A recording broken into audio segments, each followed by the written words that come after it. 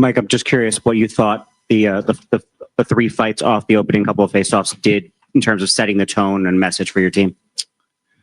Look, President Trump called us in the locker room before the game. He said he'd be watching from the White House and that he wanted to see us feed those dirty Canucks some knuckle sandwiches before he feeds them some tariffs next month. That fired us up, and we knew it was our fucking duty to drop the gloves. Those goddamn Patriot Kachuk brothers answered the call. JT Miller jumped in the mix too. We dusted those moose-humping Eskimo bastards in all three fights, and then we turned around and proceeded to curb stomp them 3-1 in the actual game. You know, hockey was the one thing Canada used to have on us. But after that beatdown tonight, they might as well become the 51st state. And anyways, see you guys in the final.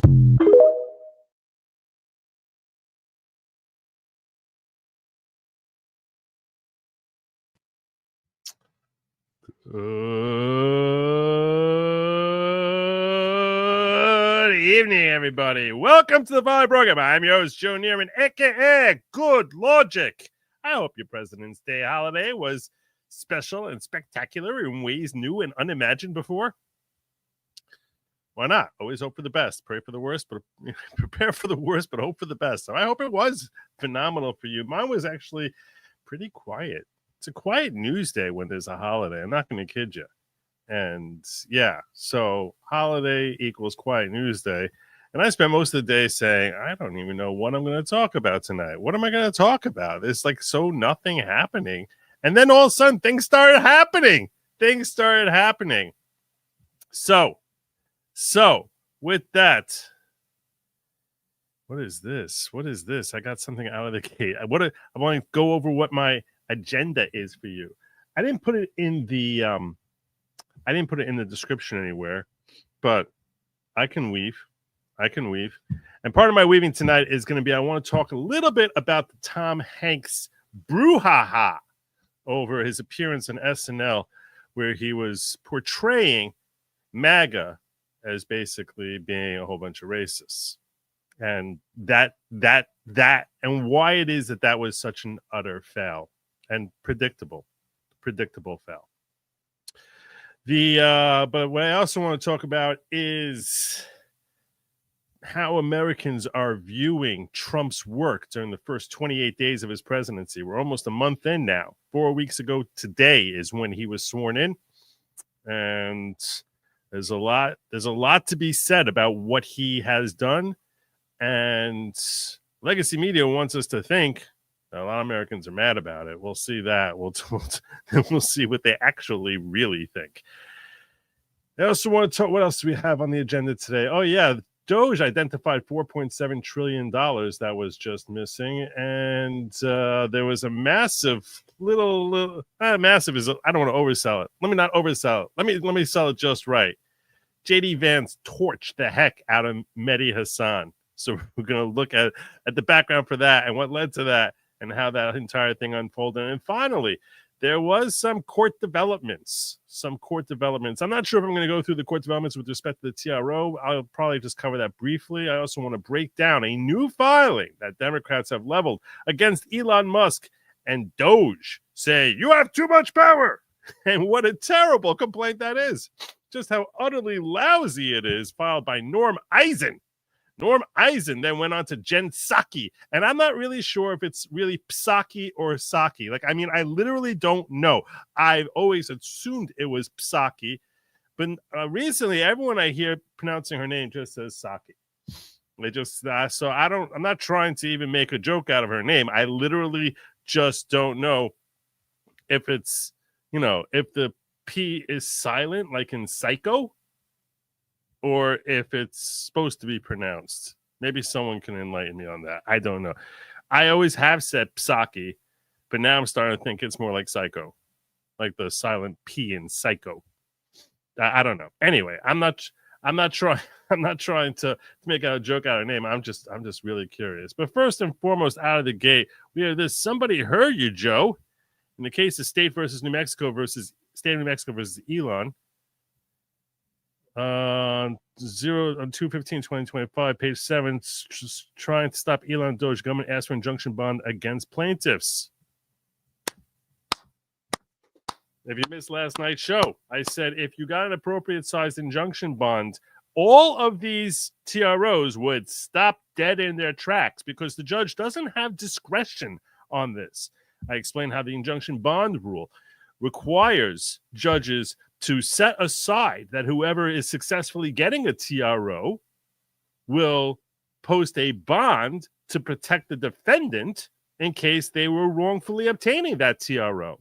And that bond has to cover all of their losses, all of their potential losses. Well, in the situation we're dealing with here, where the TRO is designed to stop, is to compel Trump and the government to continue shelling out millions, if not billions of dollars, that all that money could potentially be lost wrongfully, in which case they would need to have someone to look to get that money back. And that's why the plaintiff would have to post this money. Otherwise, you don't get the TRO. So it's nice to see that Trump's lawyers are working in that direction. That's actually a great sign. That's a phenomenal sign. That's what they should be doing. And hopefully they start doing that everywhere.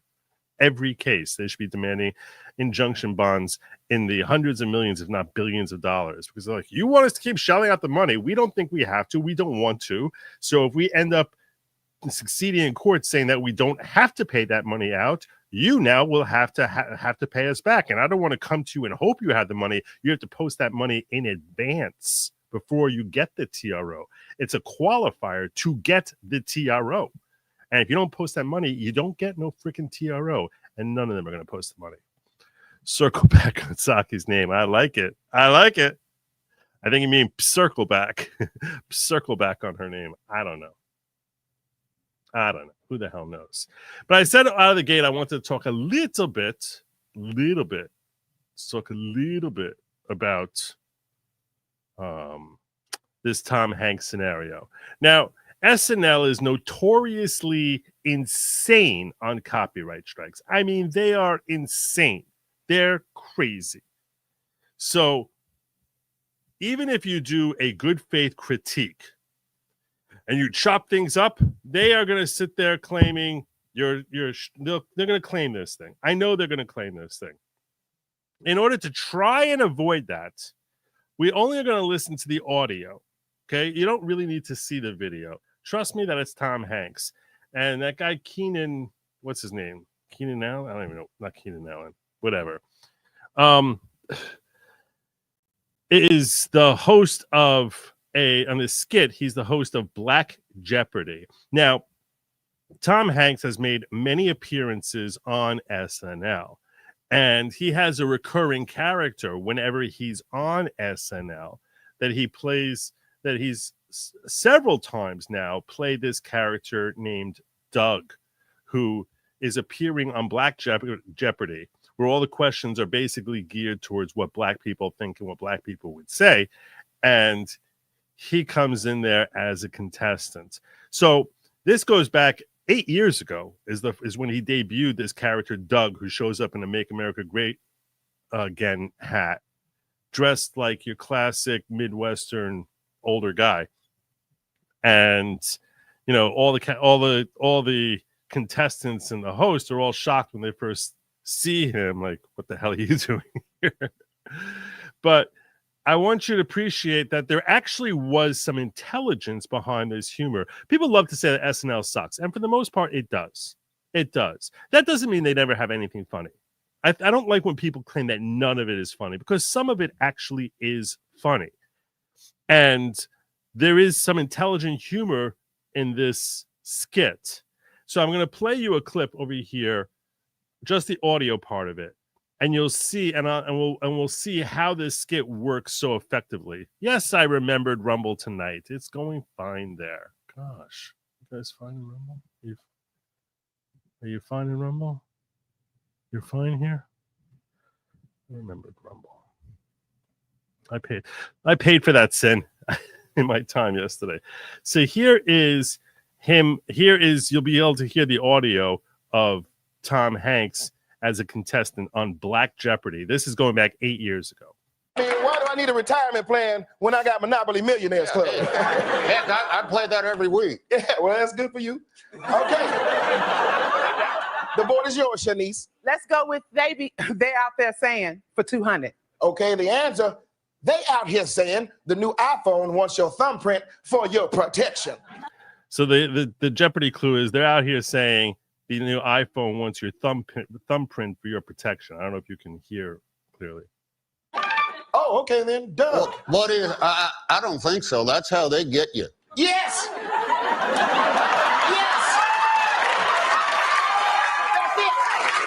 Good answer. I don't trust that. Me either. No, I read that go straight to the government. Well, that is not bad, Doug. The board is yours. You see, they were expecting that he's not going to get any answers, and we'll come back to his next answer over here, and because then it goes back and forth with different contestants winning. Let's get to his next answer here. They out here saying that every vote counts. Oh, Doug again. What is? Come on, they already decided who wins even before it happens. Yes! Yes! That's funny. The Illuminati figured that out months ago. That's another one for Doug. Okay, we're doing it. Let's try. They out here saying for. Anyways, let's go to the next answer here.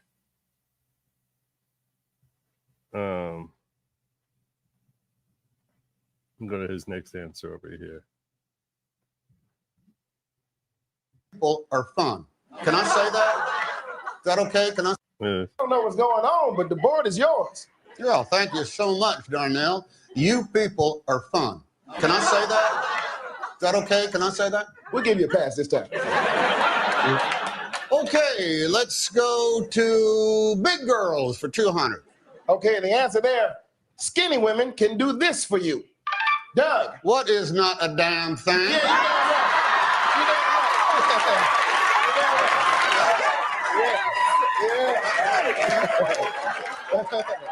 Because you know, my wife, she's a sturdy gal. Yeah. That is my man right there. Yeah, go Doug. Go Doug. Go Doug. We're all cheering him on. The sound of the All right. Anyway, so that's the joke. That's the joke that's happening there. And there was a bit in there, which I skipped past, where he comes over to shake Doug's hand.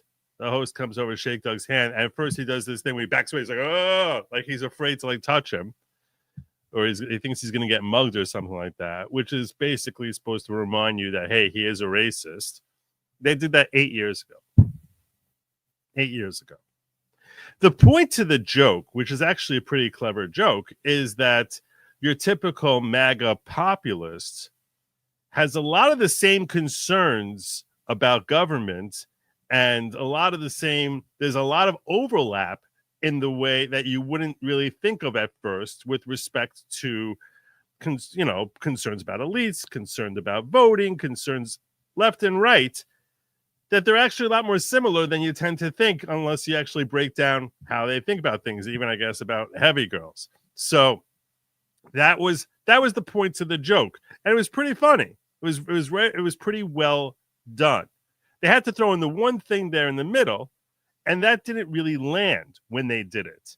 If you actually go back to that part of this, if you go back to that part of the sketch, there's not that much laughter. You can hear the audience is really enjoying this sketch, but the part where he actually comes along and shakes his hand over there, there's like, it's pretty quiet. Here, I'll even play that part for you over here, just so you can hear it.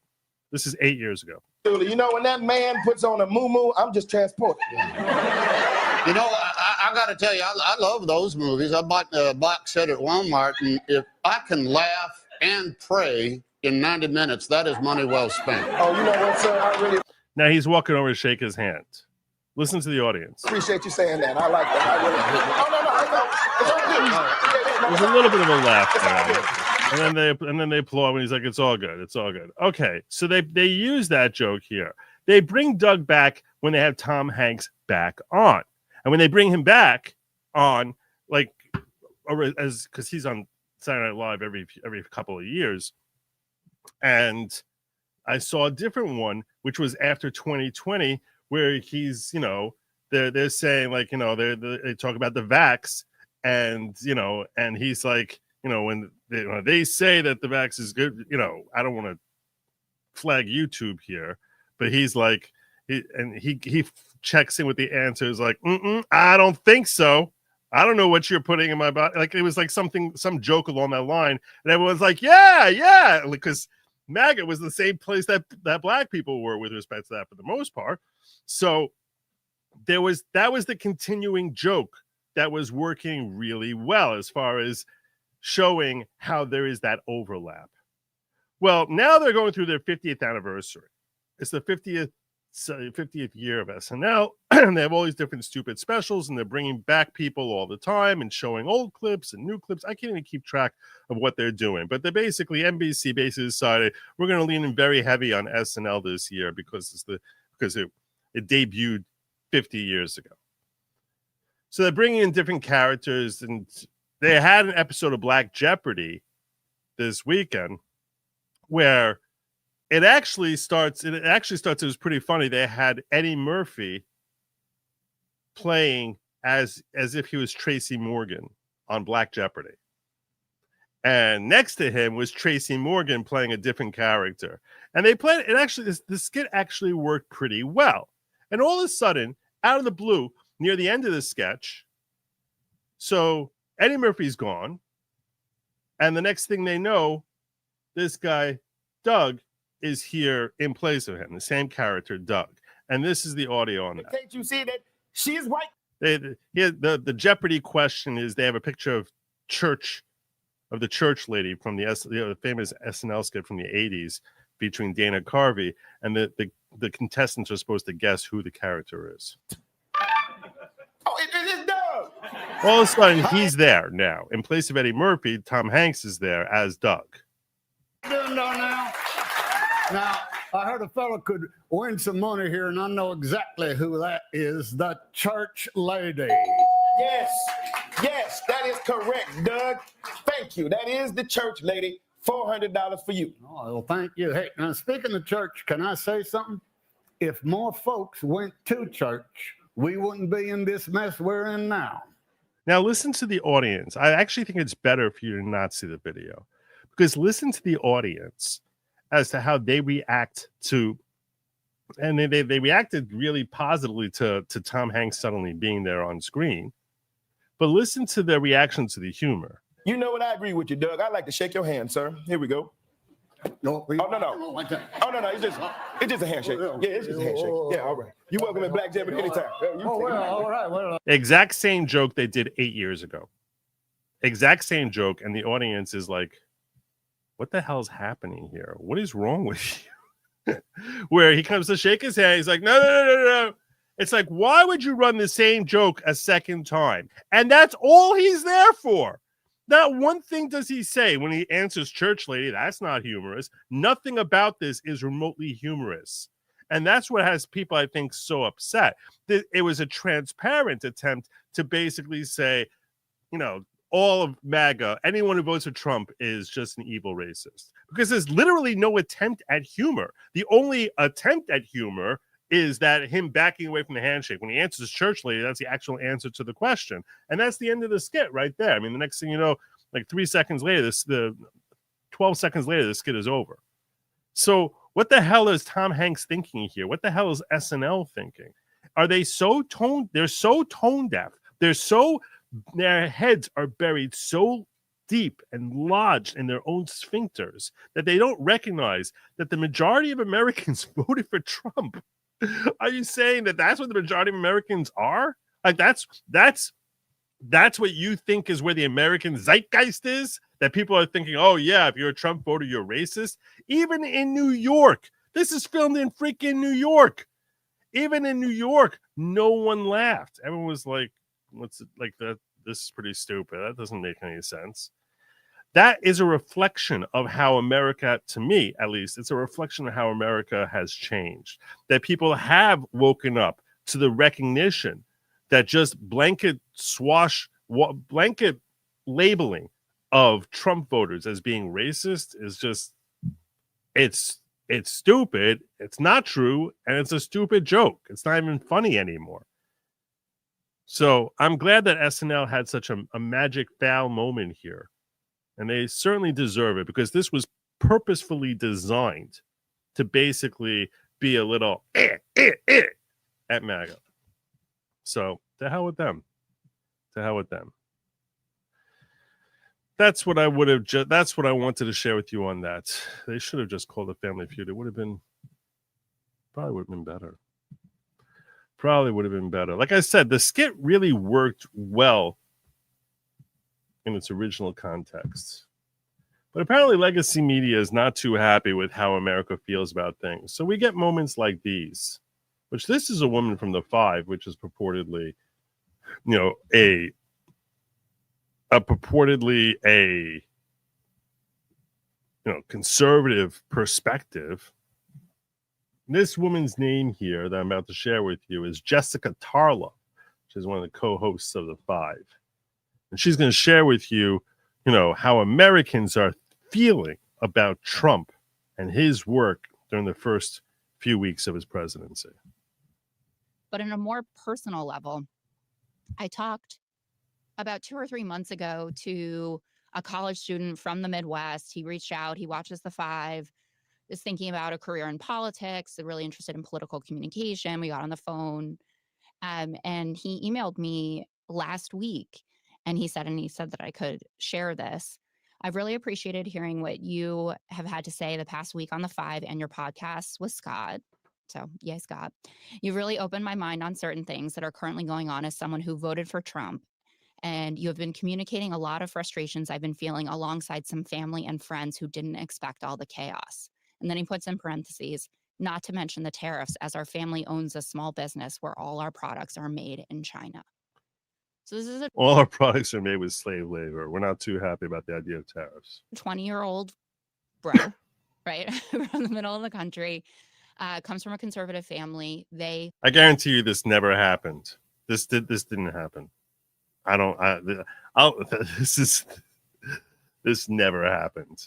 Love Trump. And it only took I got this a week ago. So it only took 2 weeks, this level of chaos, for him to feel strongly enough that he would write that down, right? That's not a casual. Apparently the name of her show is Raging Moderates, which, what the hell that even means, I don't know. Hey, how you doing? Yeah, I don't know what that means, Raging Moderates, because there is no such thing as that. And you're not a freaking moderate if you're making up that you got an email like that, because I don't believe that for even a second. Comment. And he told me that I could talk about it, that I could put that out on air. So it's obviously something that's very emblematic of not only what's going on in his life, but what's going on in his orbit. Yeah, right. Sure. That's or as Cat Turd wrote, of all the things that never happened, this never happened the most. That's pretty funny. Very well said. Well, anyhow, apparently she's the only one who's getting letters like that. Because, well, as Frank Luntz, who is far from being a Trump supporter, here's his take about how Americans are feeling about Trump 4 weeks into his presidency. We wanted to have you on because you do a lot of focus groups. You really get behind the numbers, the poll numbers, to the sentiments of voters. And it's so interesting. You've been speaking with a number of voters who were Hillary Clinton 2016. I'm just going to say that is the worst wig ever. That is such a bad. I mean, you can see the line here of where it ends, like right here. This is not the way it's supposed to be. This is not supposed to look like this. What you're seeing here, you should not be seeing in a normal hairstyle. It's like all of a sudden it goes from brown to black. This is such a bad wig. Oh my God, Frankie boy. Frankie, stop it. Joe Biden 2020 and then went for Trump in 2024. It's like there's a raccoon on his head. It's like this. I don't even know what it is. How are these folks seeing the early days of Trump's second term? Pretty well. Really? Really? Oh my God. No. Wait, people like this? And they're reacting to it because they love the pace of change. I can't stop looking at the beaver. I'm wondering if it's like gnawing into his scalp there. I'm expecting to see that big thick tail on the that I assume is facing away from us, and this is the big thick tail we see draping over his forehead, and it's going to see it wagging in a moment. They were very fed up over the last 4 years. They wanted action. They wanted results. They looked at prices. They looked at affordability, looked at immigration, and they didn't see anything happening. They still don't like what he says, but they like what he does. And these are Democrats now who felt that they were not securing the border.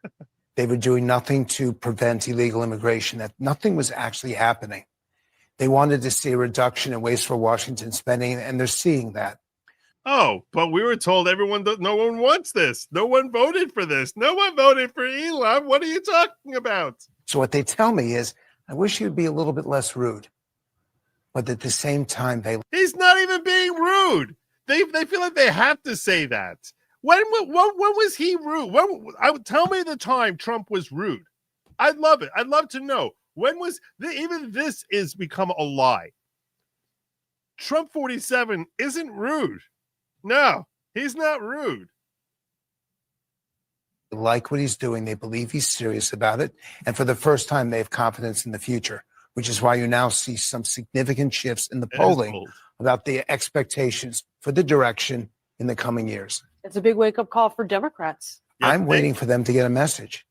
I'm waiting for them to unify and to understand that to oppose and to be the resistance, which is what some of them use that phrase, that's not what Democrats in grassroots areas want from them.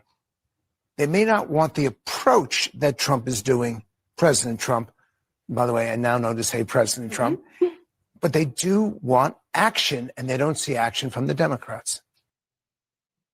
Well, there you go. There you go. If you want action, look to a Republican. That should be their new slogan.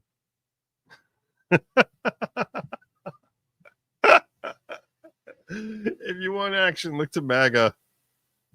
Find your local Maga person if you want action. So it's not just DOGE. It's not just DOGE. No. Maga is winning on all fronts. On all fronts.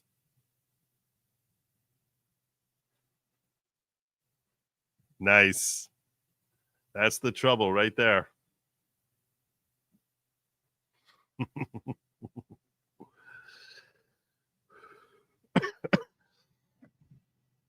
I hope Mehdi Hassan never gets one because they don't like Klingons. So I'm pretty sure that in the original series, every Klingon was an Arab. It was played by an Arab. All right, so it's not just DOGE and cutting back where the country is coming along to MAGA. I think the real thing to note here is the trend line, Mr. Brennan, and just holy Toledo. Look at this trend line here. U.S. support for Ukraine is too much. Back when the war began, back in February of 2022, it was just 7%. Up like a rocket ship. My goodness. Up now in February of 2025 to 41%. And the clear majority of Republicans, and of course, Republicans are in charge of the U.S. government now, 62% of Republicans say that the U.S. support for Ukraine is too much. What a difference from just 3 years ago. I can remember, John, all those backyards. I was in that 7%. I feel like my voice is finally being heard. In the United States with those Ukrainian flags, far fewer of them today, as Americans' opinions on Ukraine have changed dramatically. What about opinions of the Ukrainian president? Right. You know, obviously, if you would expect changes amongst the public on feelings towards Ukraine, feelings towards Zelensky have changed also dramatically. Look at this. Confident Zelensky will do the right thing when it comes to world affairs. Back in 2022, it was the clear majority, 72% through the floor. And you got like the whole. There's a good clap there going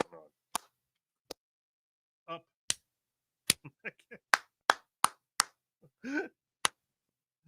Oh my God, he must practice the clapping. That's not easy to do that. Maybe he does the hands. I'm feeling so sophisticated. Yeah. Yeah, Americans are not really so in love with Zelensky anymore. By 2024, just 48% of Americans say that they're confident that Zelensky will do the right thing when it comes to world affairs. And GOP confidence has also plummeted dramatically. Now the clear majority of Republicans are not confident that Zelensky will do the right thing when it comes to world affairs. Maybe it's because like 2/3 of the first 100 billion we sent him just went missing. Maybe that's why we should have some questions about our confidence in Zelensky. Just saying. Really a real trend line, ones you rarely see in the American public when it comes to Ukraine and Zelensky. Confidence in both going down through the grade. Look, some allies of President Trump have targeted Zelensky with harsh criticism over the last few years, and it could be that that's having some impact here. Absolutely. The Republican establishment, the Republican electorate has moved as the Republican establishment and Republican leaders have moved on. All right. What? What are you talking about? What are you talking about? Republican leadership is the same skunks as the Democrats. Has been. It's just there's been a change in leadership. There's been a change in leadership. The same people are saying the same things they were saying 4 years ago. It's the same.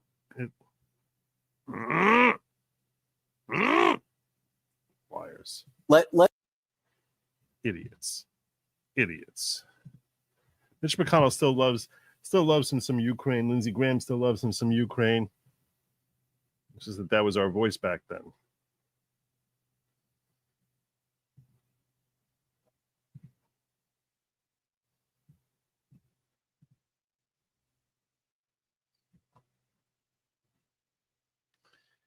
But wait, there's more. They're still trying to pitch us that Americans don't love it. All these polls come out. No.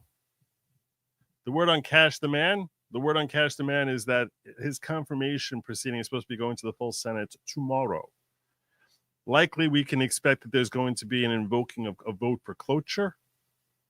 There'll be some debating, and then 10 minutes later, there'll be a vote for cloture, saying, here's your 30 hours, which means that Democrats get to spend all night on the floor filibustering and spend 30 hours trying to keep that clock going and telling us how he's such a danger to democracy.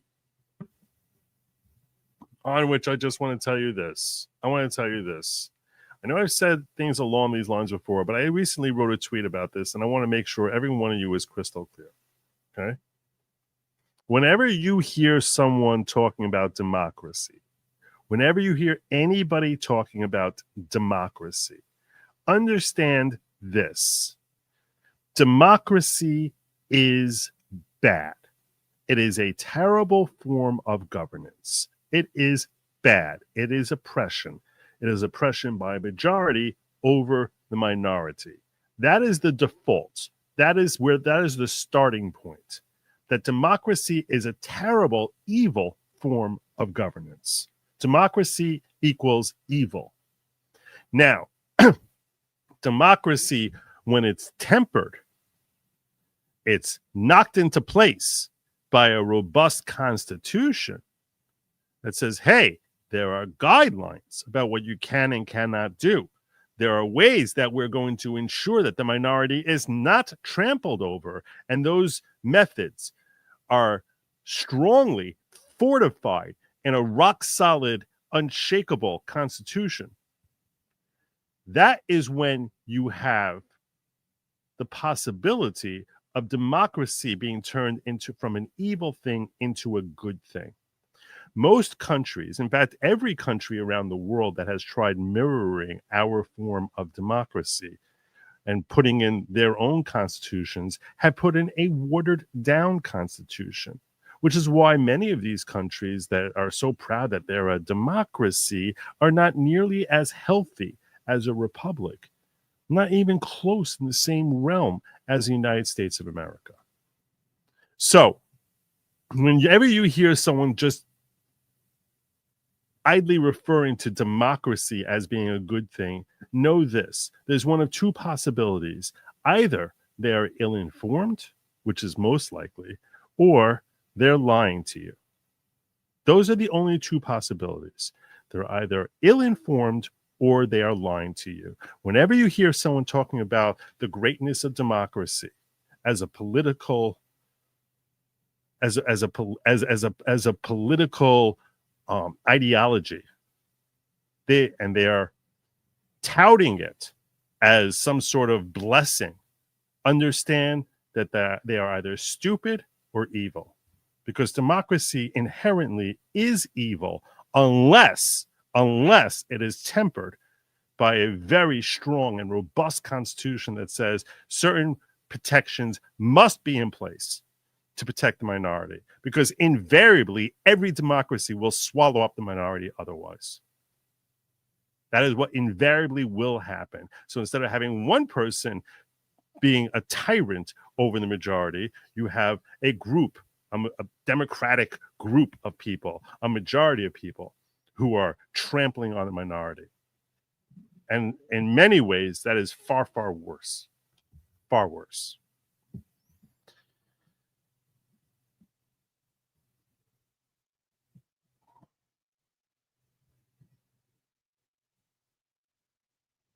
Zelensky in UAE today setting up LLCs for his wife.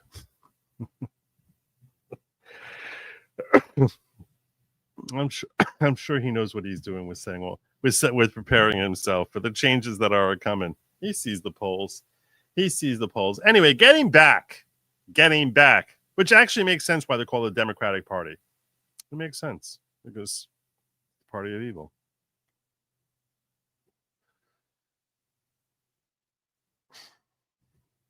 Getting back to how America, since it's President's Day, getting back to how America feels about our current president, let's check out this little exchange from Legacy Media. How do you thread the needle? We heard from the minority leader there, certainly focusing on prices. Undeniably, prices have not gone down yet. But that poll suggests there is some real support for some of what Trump is doing and things that Democrats were really dinged for during the last election cycle, particularly on some cultural issues and immigration. Well, what I would say is this: 66% of Americans believe that Donald Trump, J.D. Vance, and Elon Musk are not doing enough to actually bring down prices. He's so desperate. This is DNC Chair Ken Martin. These vegans all look the same. They're always skinny white folks. That's really what's impacted the majority of Americans in this country right now. And that's where they want to see this administration put their focus. Instead of actually making it easier for people to afford their lives, what is Donald Trump focused on? He's focusing on annexing Canada. He's focusing on invading Panama. He's focusing on buying Greenland, right? He's focused on anything but actually helping the American people afford their lives at this moment. And that's where our focus needs to be. He said, and Leader Jeffries is absolutely right, he said he would bring down prices on day one. He backtracked on that. 63% support only recognizing two sexes, 60% support illegal migrants, 59. This is MSNBC's polling, which you know is going to be tilted by a good 3 to 10 points from what reality is against Trump. Declare emergency on the southern border, 59%. Yeah. Prices on day one. He backtracked on that, and now he's done nothing. He doesn't even talk about inflation right now. He's focused on. I guarantee you, when I see this is how you know it's tilted. Look at this number here.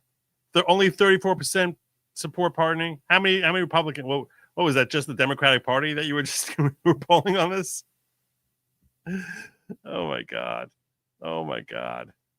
See, this is how you know. This is the tell right here. About inflation right now. He's focused on everything but. We need an American president who's going to deliver on making it easier for people to afford their lives. Donald Trump, Elon Musk, and J.D. Vance are not doing that at this point. Mr. Chairman, I don't know if it's... No, you're not. I don't know if you know this, but I'm about to give you a dose of reality here. I don't know who this woman is, but she's about to hit him with a dose of reality.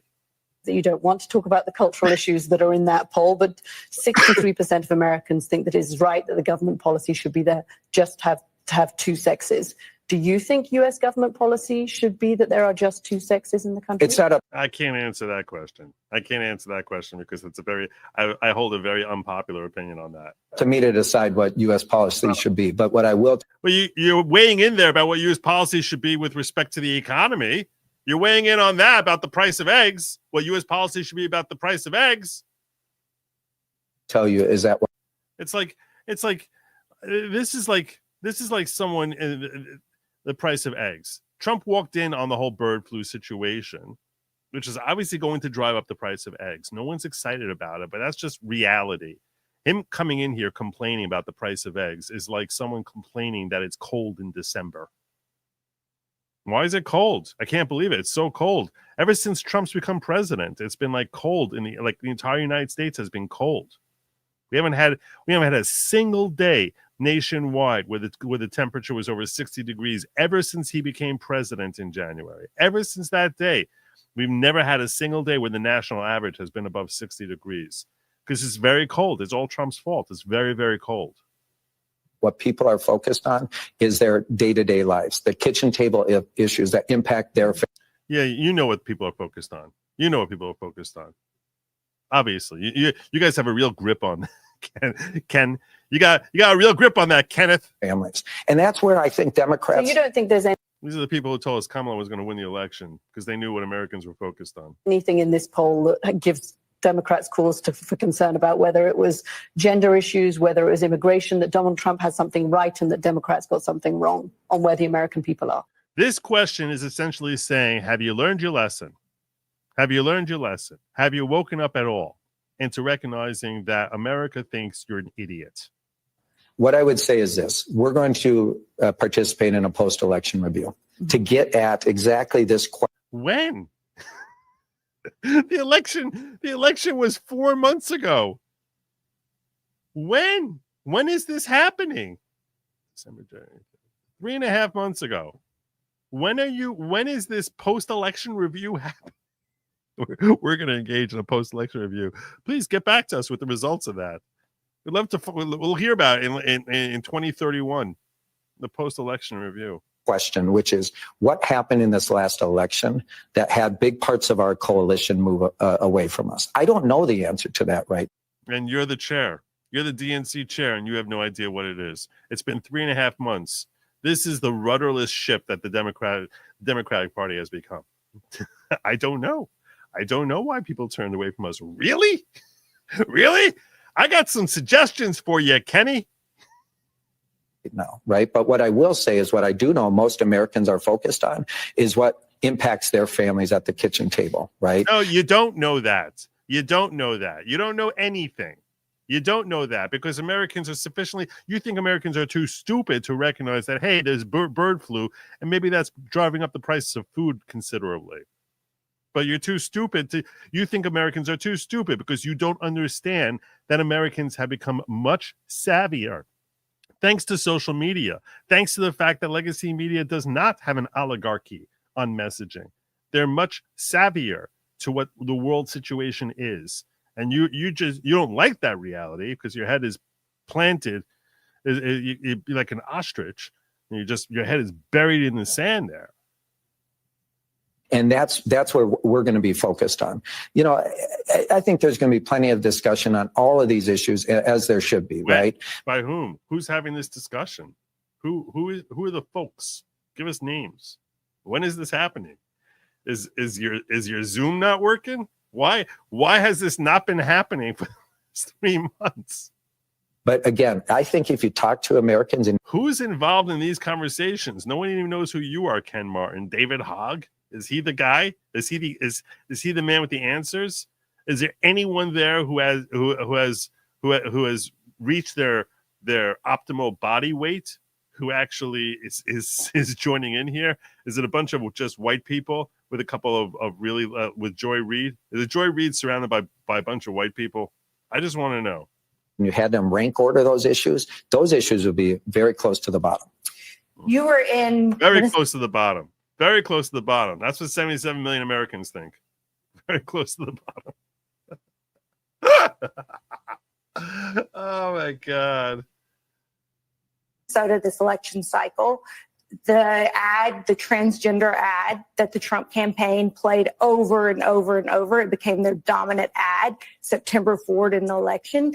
And you look at the ad she's referring to is Kamala is for they, them, Trump is for you. It was basically leaning into the whole they, them thing.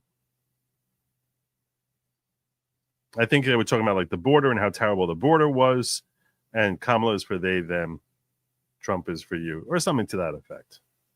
At that poll, and it does show that women in sports turned out to be a kitchen table issue. How does the DNC move past these hot button issues to reach?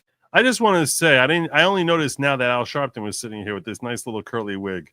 It's not a wig. I think it's actually his hair, and that makes it even funnier to me. But yeah, it's very nice that I don't know why they're not getting Alice more involved in this conversation, because I think she's got a lot to add. I remember when he was a big fat black dude.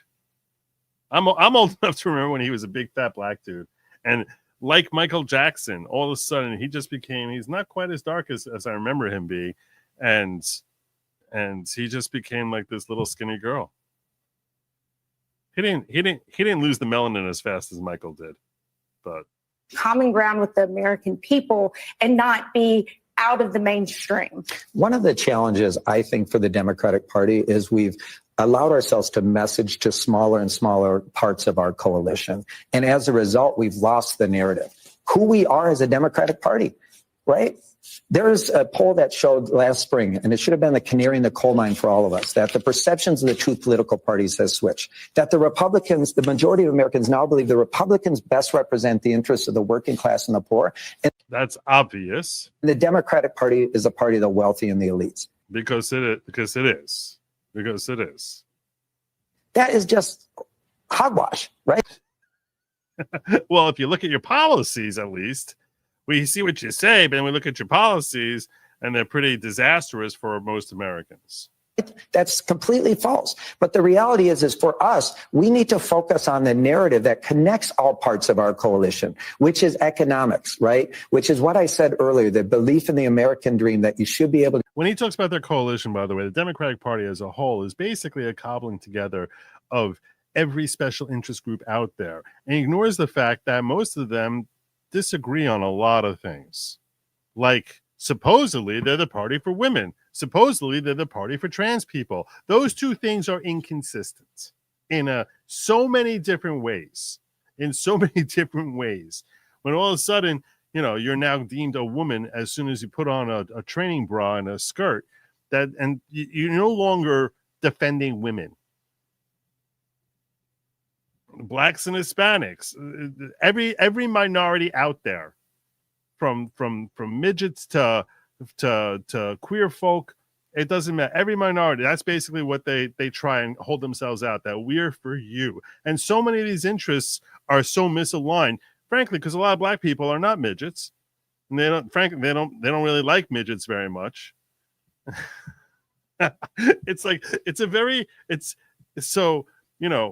The only time they're able to actually get together on things is when they have a common enemy. So in 2020, they all were able to come together and say, Trump is a unique threat to democracy. But they don't have. It's basically it's a cobbling together of groups of people who are directed that they must identify not as individuals, but as members of group A, B, C, D, E, F, or G. You must identify that, and that has to dictate all of what your political desires and life aspirations are. You're a woman. You must be standing up for your right to an abortion, obviously. They treat them, each of them, as such a complete and total monolith. They're archaic. The Democratic Party is about as archaic as the Whig Party. To get ahead in life and achieve that dream and climb the economic ladder. That's how the Democratic Party gets back, by focusing on those issues, not at the expense of our values, by the way. We're not at the expense of our values, which we have no values. Our values are what puts us in power. They've always been the party that's focused. What are your values? Your values are continually shifting depending on what the political, whatever the cultural zeitgeist is. It's a continually shifting landscape of values. The values I have today are more aligned with the Democratic values of 50 years ago than they are the Republican values of 50 years ago. And it's not even remotely the same. So what the hell are your values? Do you believe in the democratic values? Used to be right to free speech. Now it's all about censorship. What the hell are your values? Idiots. The talking head. Focus on the working class and the poor. We have also been the party that's fought for the. You've been terrible at helping the working class and the poor. You've been a disaster for them. You've been a disaster for the black community. You've been a disaster for everyone you've just been a general disaster. Maybe it starts with owning up that the Biden administration was a complete and total fail. Maybe just start with that. That was a fail. Everything about that administration was a fail. Marginalized and they've oppressed and people who are being bullied and harassed, and we'll continue to do that. But what I'm saying for us as a party, we have to get back to basics. What unites all parts of our party is an economic success and the American dream. We are, of course, only beginning this conversation. New chair of the Democrat. He's got 4 years to show that he knows what he's doing with the economy. I have the utmost confidence that Trump will be able to prove to American people that he can. They are all cucks. If you poke this vegan dude, he'll buckle over and won't be able to get up. Like it's.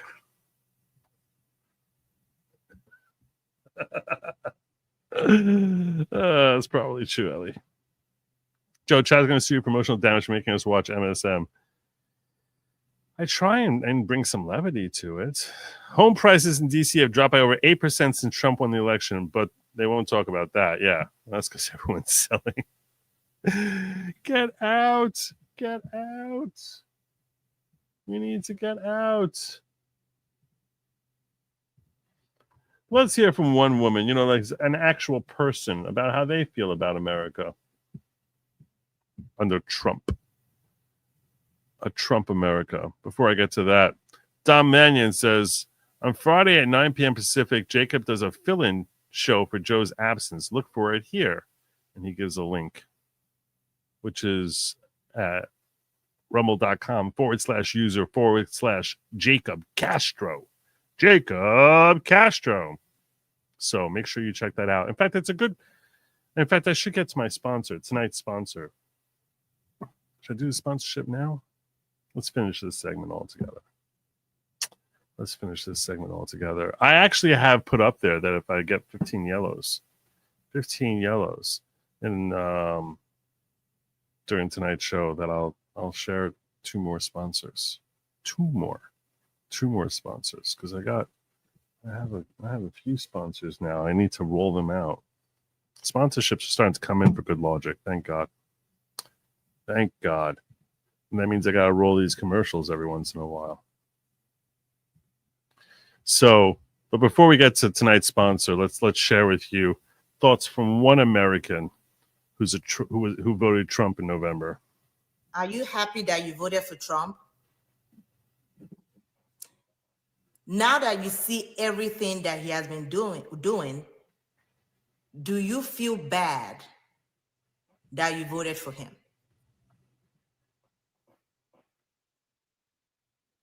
A lot of people warned me about voting for Trump, but I did not listen. I even lost some of my friends and family over the election. Which is a pathetic sign about the Democratic Party. That's one of the pathetic things. Have you ever said, I'm not going to be your friend anymore because you're voting Democrat? Have you ever said that to anyone? Losers. They're such pathetic losers. It's a necessity to control. It's an insecure person's necessity to control. You're not voting the way I want you to vote, so I'm not going to be friends with you. Pathetic. So glad that I did not listen. I have no regrets. Don't. This is what I voted for. You remember you liberals like to ask, this is what you voted for. Exactly. This is what I voted for. And what is there not to like about everything Trump has been doing? The fact that he's handling the immigration crisis we had in this country. And I don't even cover that because every day we hear more and more about more ICE raids and more criminals, because that's where they're starting. That's where they're starting with is focus on criminals and the phenomenal work Tom Homan is doing, and how he shut down 97% of the border. 97%. You're not getting in here now. DEI. Which, by the way, if they had passed that stupid bill back in the beginning of 2024, that it would be illegal for him to shut it down the way it's shut down now.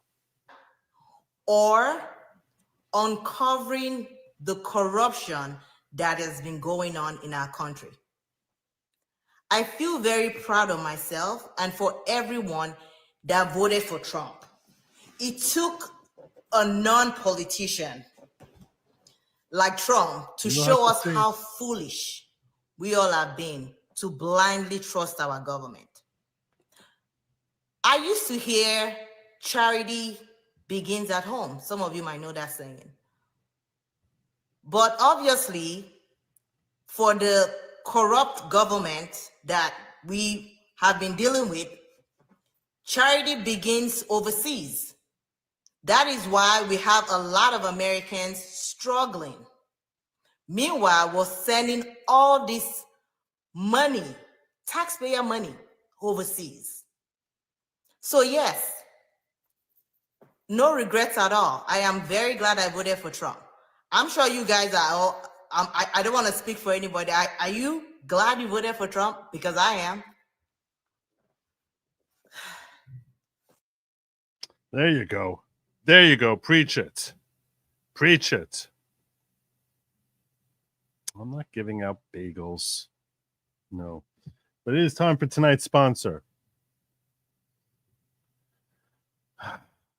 Seeing as how today is President's Day, I think it's appropriate that today's sponsor is indeed Presidential Car Wash. Thank you to Presidential Car Wash for sponsoring today's show. Your minivan waxed with a vengeance. I highly recommend Presidential Car Wash, or you can get the Martin Van Buren full detail for only $1. Presidential Car Wash for sponsoring tonight's show. Again, if you need a car wash and you're in the Hollywood Hills area of California, I highly recommend you check out Presidential Car Wash for all of your car washing needs. Anyhow,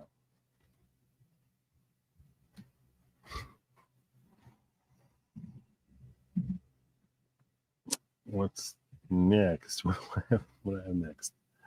Ah, yes. Doge. We need to talk a little bit about Doge before I get into Elon.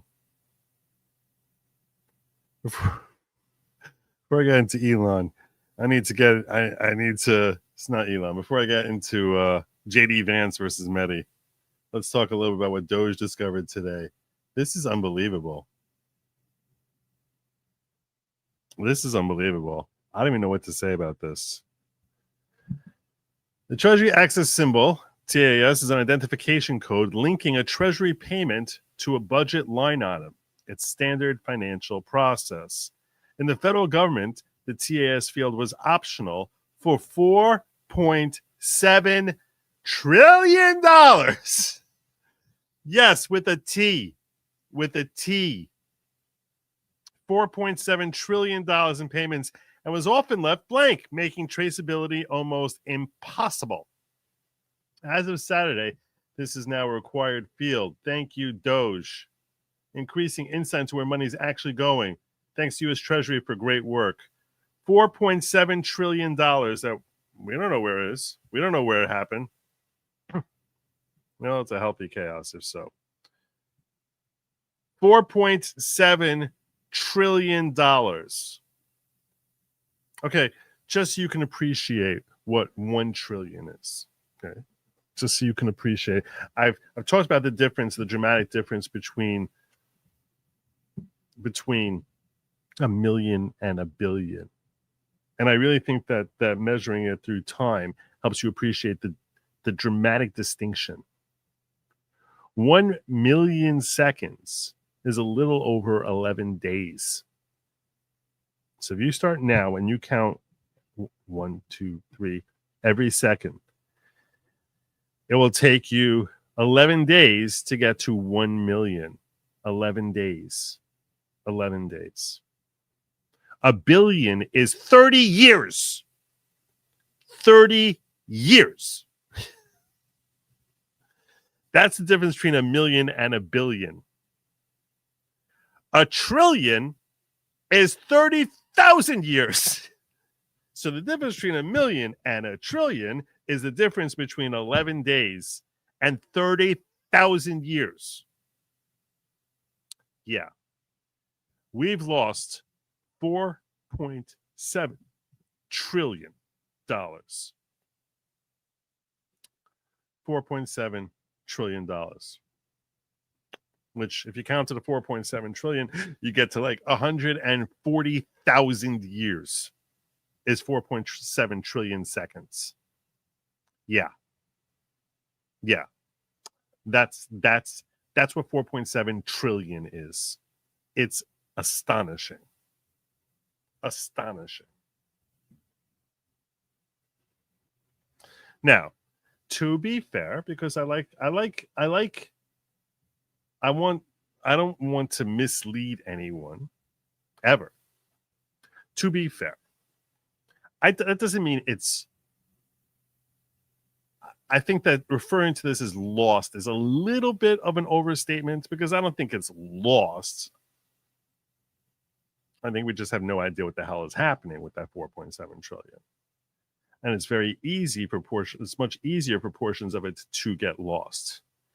Meaning, if there was some bill we had to pay, the bill probably hasn't paid, and that might not be reflected properly in our records that it was paid. But being that irresponsible for trillions of dollars is just simply inexcusable. And I'm very pleased that DOGE has remedied that situation and made it mandatory that that field is never left blank, so that we're able to actually document in the future, 5 years from now, 10 years from now, 20 years from now, see where our money is going. So there you go.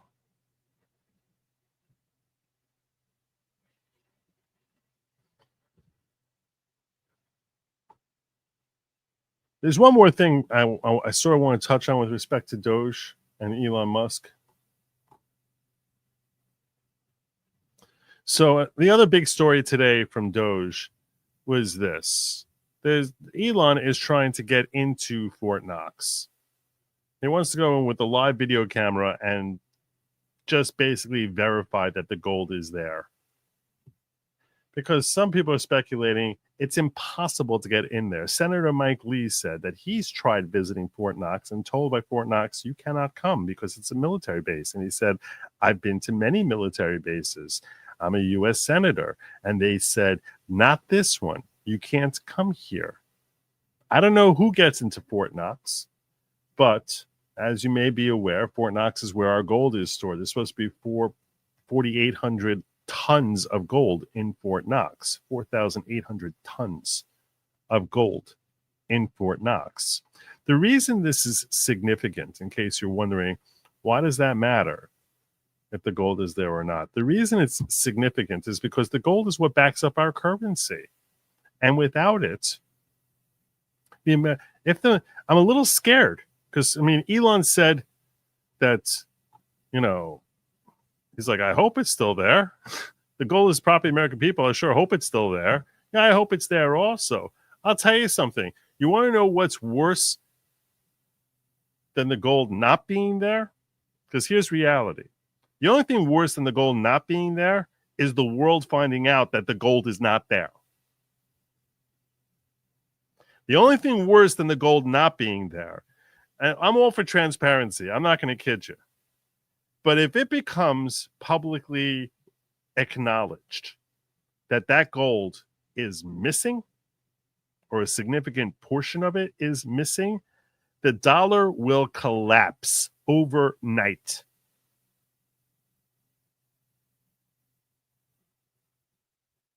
And I know we're not on the gold standard. I understand we're not on the gold standard. I get that. And you're correct. We're not on the gold standard. That's true, which is a major reason why we're in the amount of debt that we're in right now, because we came off of the gold standard. And still, there is a perception as to America's assets which give strength to the dollar. And if that asset is recognized as not existing, I'm telling you now, the dollar will crash. I understand we're in fiat money. I get it. It's true. We are in fiat money. It used to be that every dollar that was out there was supposed to be a reflection of a tiny piece of gold that was in Fort Knox. So that all of our money was like that. At a certain point in time, we went to what's called a fiat system and came off of that. That's called the gold standard.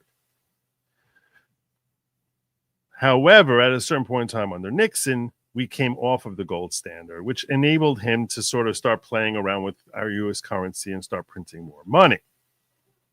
It doesn't have to be a reflection of that, hey, you can trade in this dollar for an appropriate amount of gold, or this $10,000 for an appropriate amount of gold, but rather that it was just basically a note. But if in fact the gold is not there, I can assure you the dollar will collapse very quickly. So I really hope that money's there. The only thing that worse than that money not being there is that gold not being there is the world acknowledging and recognizing that the gold's not there. We're much better off living in the illusion that it is there. Much better off. So this is the one thing that I'm like, I can sort of see that I might want to slow Elon's roll a little bit here, just in case. Just in case. So they don't want to go him going down there. And there's no way they're going to let him go down there with like a live camera. That's just not going to happen. That is not going to happen. So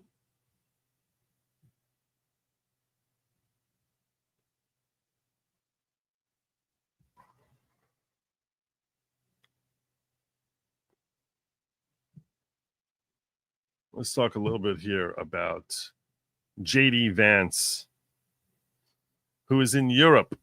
JD Vance in Europe.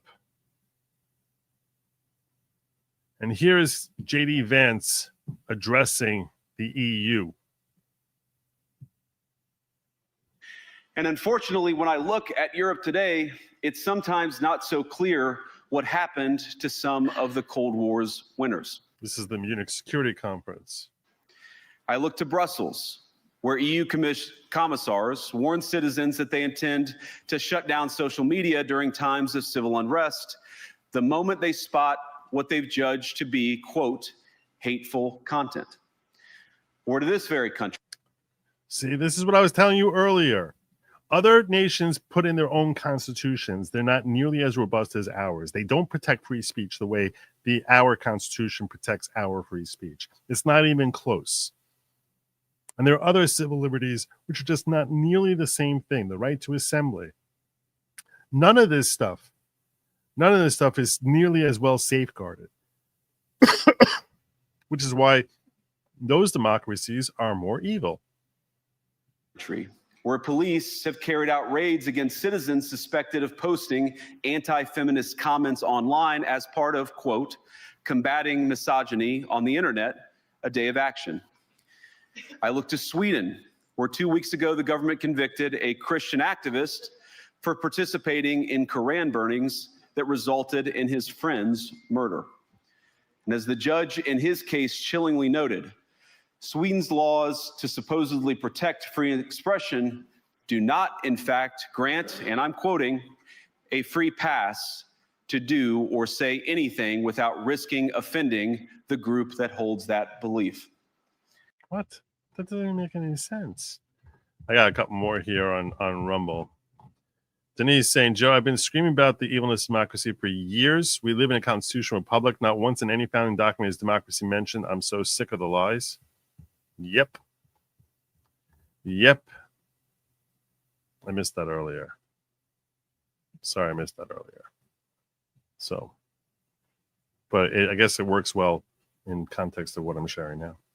And perhaps most concerningly, I look to our very dear friends, the United Kingdom, where the backslide away from conscience rights has placed the basic liberties of religious Britons in particular in the crosshairs.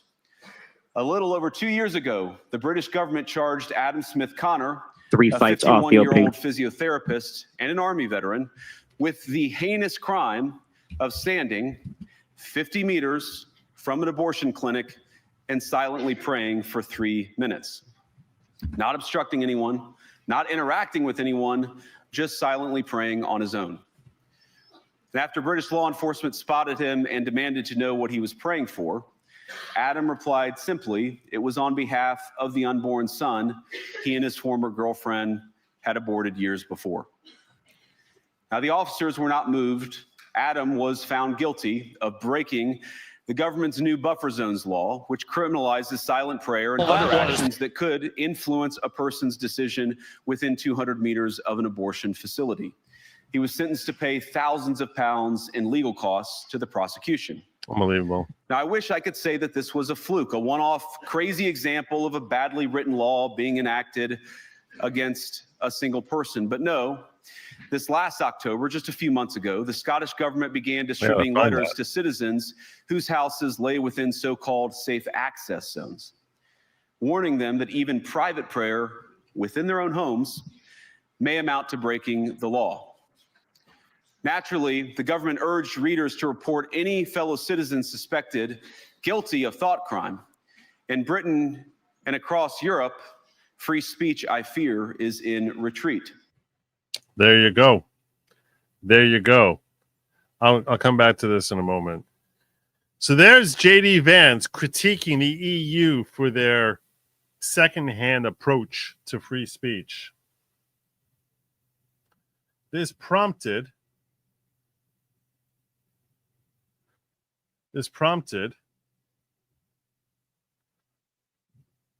Mehdi Hassan to go after J.D. Vance because how dare you speak up for free speech? And he took this post, which says President Trump's decision to limit AP reporters' access is as much a fight over the Gulf of America as is a protest of what White House advisors say is years of liberal word choices that AP's influential style book has spread across mainstream media, which Mehdi Hassan quote tweeted, writing, hey, J.D. Vance, I know you're busy lecturing the Europeans on free speech, but have you seen this? How dare you lecture the EU on free speech when you're not allowing an AP to come into the White House? To which J.D. Vance responded, most assuredly to the shock of Mehdi Hassan, with, yes, dummy, I think there's a difference between not giving a reporter a seat in the White House press briefing room and jailing people for dissenting views. The latter is a threat to free speech. The former is not. Hope that helps. We wanted to have you on because you do a lot of focus groups. You really get behind the numbers, the poll numbers, to the sentiments. I don't know why that just started popping on me, but yes, J.D. Vance not pulling any punches whatsoever. Not pulling any punches, but simply dropping Mehdi Hassan, making the internet, look at this, 134,000 likes. Oh my God. He posted this 11 hours ago and it's got 134,000 likes. Now, some people would say he shouldn't be saying, yes, dummy, but he is being a dummy. It's funny. It's a funny word to use in this context. So Mehdi had to quote tweet this because you can't get shown up. I think gracefully. the real thing to note here this. is the trend line, Mr. Brennan. This And just sort of popped up on me. I know because of this little speaker thing, which tab it is, but it's. Are you happy that you voted for Trump? Look at this. What the hell? Sitting here trying to have a good time with my friends, and all of a sudden these things keep popping up on me. Yeah. So that's J.D. Vance taking Mehdi Hassan behind the school shed. Behind the school shed? Well, you know what I'm saying. Behind the shed. So Mehdi Hassan, ever the one to opt out of losing gracefully, tries responding. Thank you, Mr. Vice President, for taking time out of your busy schedule to call me names. But your boss, Elon Musk, called for a long prison sentence for CBS journalists for edits he didn't like. Did you not get the memo? Do you agree with Mr. Musk on locking up US TV journos? It's like seriously, dude, just lay it down. Just lay it down. Like, ooh, your boss, Elon Musk. Ooh.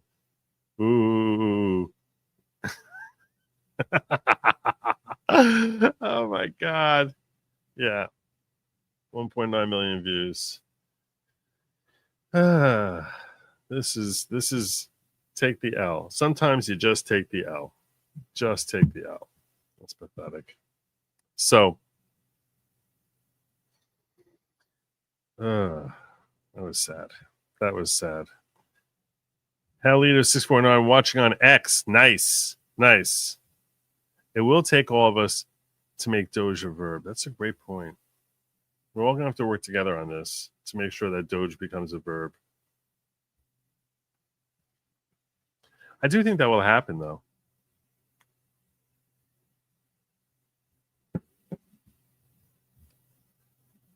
Doge to mean like trim the fat.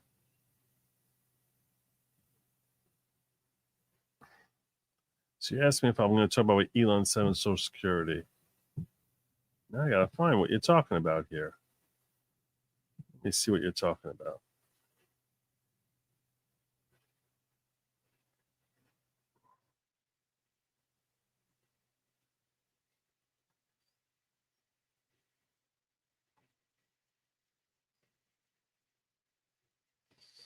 One of the things which I'm curious if you guys want me to talk about, I don't really have much to say on this. There's a lot of talk right now around Elon and this woman, Ashley St. Clair, who claims that she had Elon's baby, that she's his baby mama. She's I wouldn't call her Maga person. She worked for the Babylon Bee, and she's certainly, I would label her more right-leaning than left. And she claims that he made her sign an NDA and hide her pregnancy from everyone, including her friends, and that now he's not giving her the time of day, and she's feeling very alone or something to that, and wants to be left alone, and it's basically coming out almost like Harry and Meghan making a press announcement saying, I'm demanding that the public leave me alone, which is a weird thing to do. It's a weird thing to do. demand the public leave me alone. But on the other hand, it's possible that Elon has done wrong by her. I don't know. I don't know the facts of circumstance, which is why I didn't really cover this yesterday. What do you guys think of that story? She did an article with the New York Post. This is her little "Please Leave Me Alone" piece. She feels jilted and terrified after Elon Musk refused to protect her. That's Ashley St. Clair.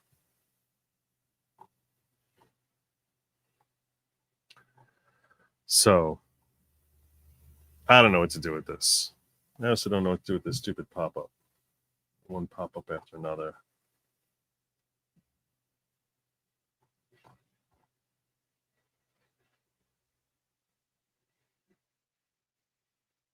But that would be Musk's 13th child. His child support must be a bear.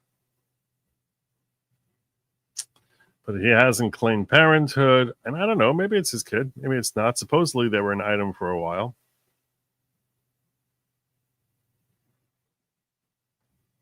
But she feels jilted and alone. I got kind of bored by these emotional drama stories. So I did feel I should call it to your attention that that's out there. That is out there.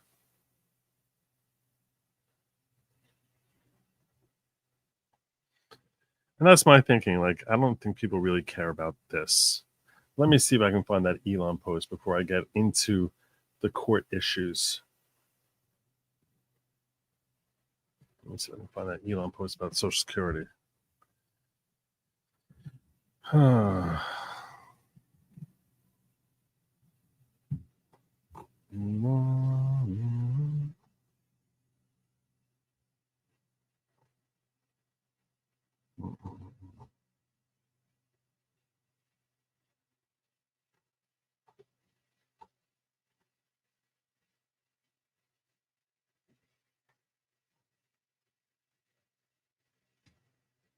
Is that what it is? Yeah, he's all about his Grok 3. He's very excited.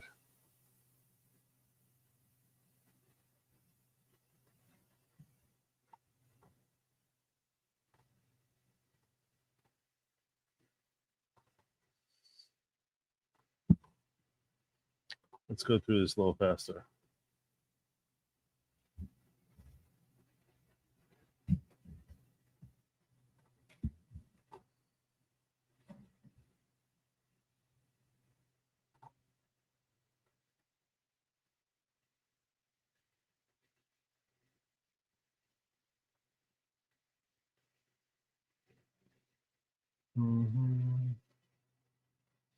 Oh yeah, the left is very mad that he wants to audit the IRS, and no one else is mad about that.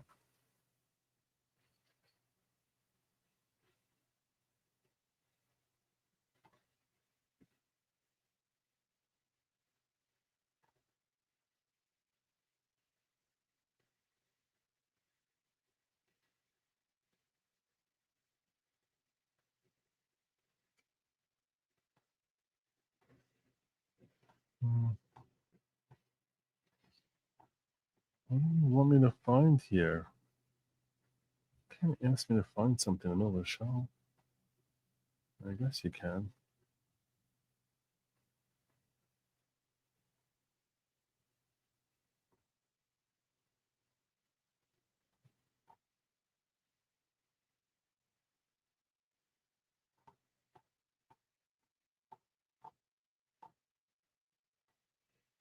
I don't see it.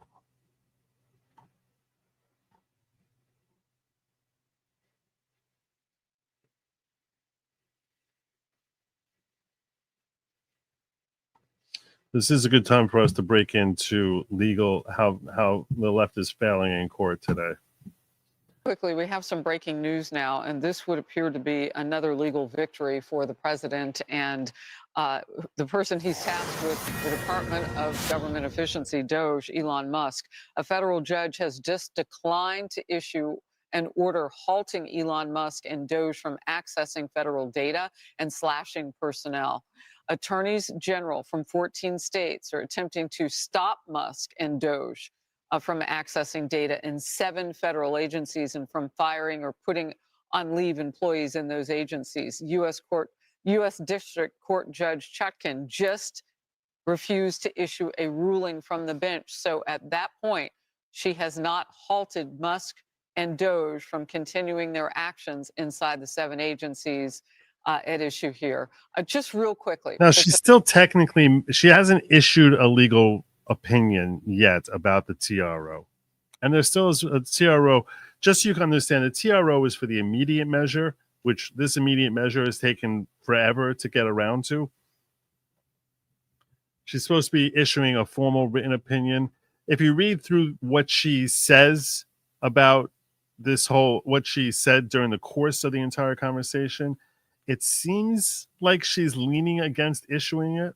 Because of your legal background, your quick thinking. All right.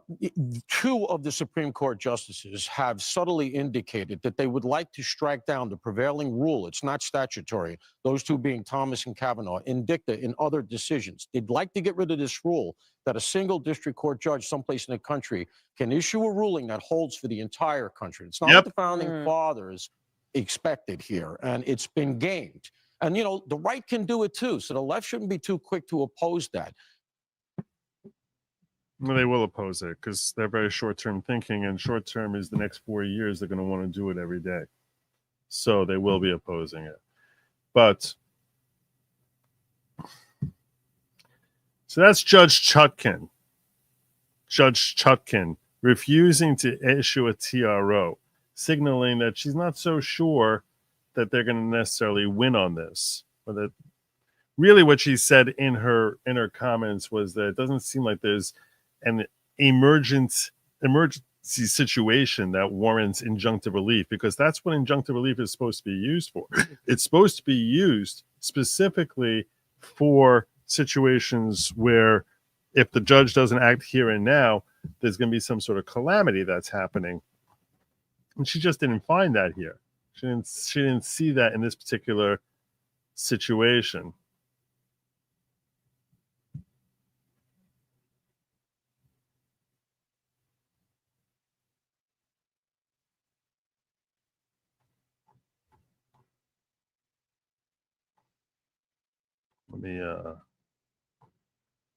Let me get Julie Kelly's take on this for you.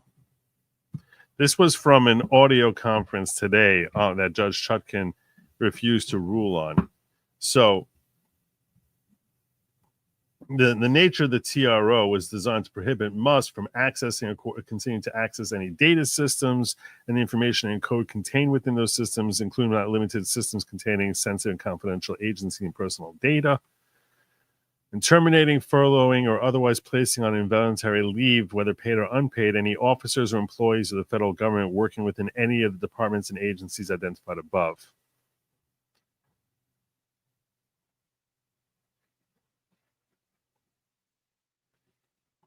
And I've critiqued Judge Chutkan here as much as anyone.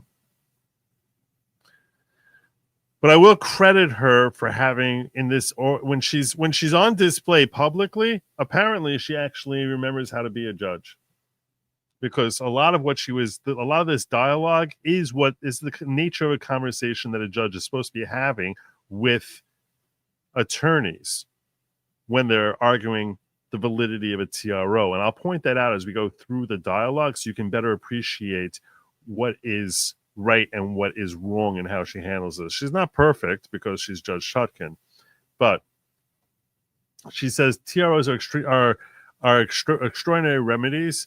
She says harm must be imminent to justify a TRO pending a preliminary injunction. She asks states' lawyers why they said they need to collect more discovery, and doesn't it undercut their argument for a TRO? If you need more discovery, this is the state's attorneys. So the states are the plaintiffs here. They're suing the federal government. So they said they need more discovery, and she's like, why? If you need more discovery, then it's not emergency. You're planning on getting discovery to prove your claim. Lawyer points to news reports justifying the imminent harm claims, but Chutkan pushed back, saying lots of reporting and she can't rely on news reports as evidence. And that's correct. You cannot rely on news reports for evidence. Quote, our concerns how defendants are using the data, state lawyer says. Chutkan wants more clarity on harms to the states by Musk's work. Lawyers say Musk is using data-determined cuts such as Department of Education, which would harm the states. Lawyers says they rely on Department of Education money for education programs. Chutkan asks if the program has been cut. Lawyers says they're waiting for confirmation. What's the irreparable harm here, Chutkan asks again. She notes that if a program is cut, she can issue a preliminary injunction, and she issues a preliminary injunction, program funding can be restored at that point. Meaning, even if I don't order it now, but if a program is cut between now and the preliminary injunction, well, in that case, I can address it at that time. But why do I need to issue an order now? So this is not a win. I don't want you to mistakenly think this is a win long term. It's not at all.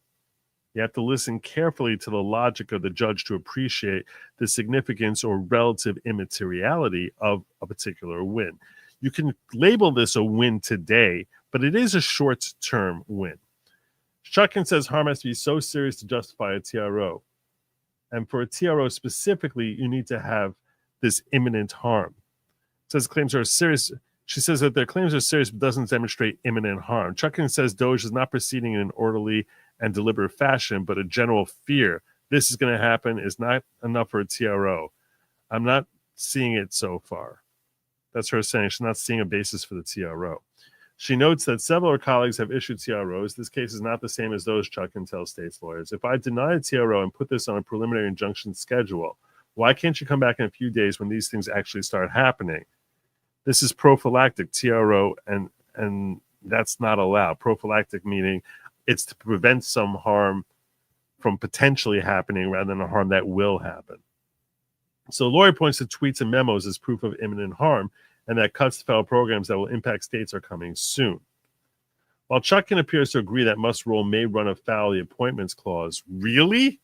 I think that you're deciding you can weigh in on the appointments clause is running afoul. The basis of the lawsuit, she argues that federal authorities notifying states that certain federal programs might be cut is within the purview of the executive branch. Well, that part's true. If accepting the DOGE will do these things, firings, how does that create a loss of funding for states? So they're going to fire people. How is that harming you? You're coming in here saying standing because you're saying that certain people who work for the federal government are going to be fired. How does that hurt you, state of New York? How does that hurt you, state of California, if someone in D.C. is fired?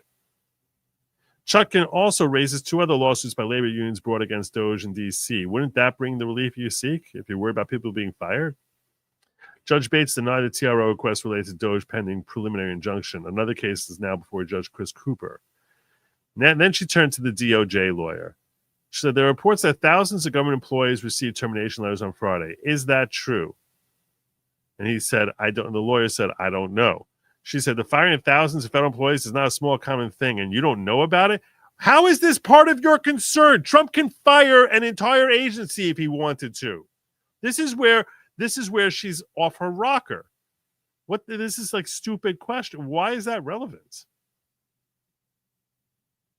DOJ lawyer says he doesn't know. Also, please let me know if more terminations are due in the next 14 days. Why? Why is that your business? What are you, the head of HR here? Who the hell are you, Judge Chutkan? Let me know if terminations are due? Why, are you making retirement parties for these people? Why is this your business? How is any of this your business? None of this makes sense. I understand you have a lot of lawsuits, but yes, you should be able to say, yes, these people have been fired, and yes, more will be fired. And this is Julie's own editorializing. Why does the executive branch need to tell a DC judge who they fired and will fire? No one knows. No one knows. No one knows. Why is this her business? So what Chutkan is getting at, even if she denies this TRO and proceeds with preliminary injunction, that imminent harm is proven by the firing of federal employees. They are harmed by being fired or might be fired. Why is that the business of the state of California if some worker in D.C. for the federal government is fired? Like, how is it? Let that person bring their claim. DOGE says Trump administration is at the very early stages of looking at what programs employees will be cut. Chutkan claims DOGE approach has been unpredictable and scattershot. I don't know if this is by design. Well, I appreciate your opinion. How is that relevant to anything? Chutkan notes Musk has not been approved by Congress or nominated to anything. This is the whole appointments clause issue. And this is where the left is planning on going next. This is where we're starting to see them pop up in one litigation after another. That he's not a properly appointed individual, and that DOGE is, and that he's not a legitimate individual because he's not properly appointed, and that DOGE is not a proper agency to have the power that it wields. Quote, this is a private citizen directing a public agency with no congressional oversight. DOJ notes he's a special, so that was the state saying that, or Chutkan, I'm not sure who. DOJ notes he's a special government employee. Also pushes back that Musk is not making specific personnel decisions himself. That's from the DOJ. So if he's not one of them making the decision, he's making recommendations. How is this a problem? What executive power is he wielding? Inspecting? Is that executive power? Chutkan asked if the administration will halt mass firings as preliminary injunction is considered. DOJ lawyer won't commit because it's not her business. Sorry, I just woke up. Little Lawgic. Go back to sleep.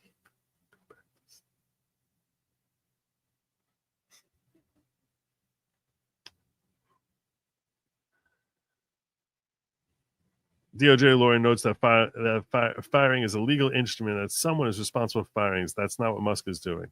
Meaning, he's not the one wielding the axe. He's simply saying that.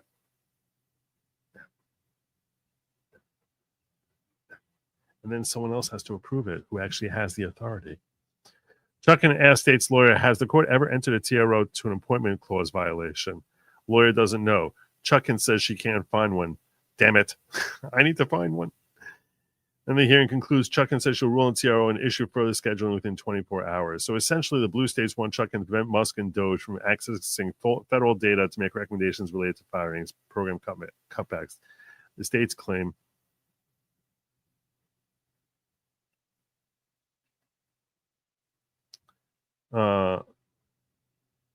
imminent harm to their states by any staff or funding reductions at the federal level. Which how does that happen? How is that an imminent harm? How is that any harm to them? DOJ pushed back, saying Musk is not ultimately making the decisions. It's agency heads and staff. While Chuckin sounded skeptical about the need for a TRO, she signaled her worries over mass firings and criticized DOGE's approach to the task. She also said the states have a colorable argument that Musk's role violates the appointments clause. She doesn't even have a justification on this.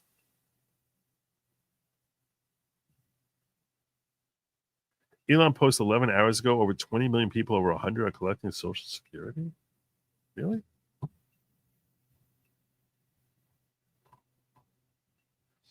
So that's where we're at over there. It's a good segue over into a new filing that's basically along the same lines. But we'll get to that in a moment. Let me see if I can find this thing. Quickly, we have some breaking news now. And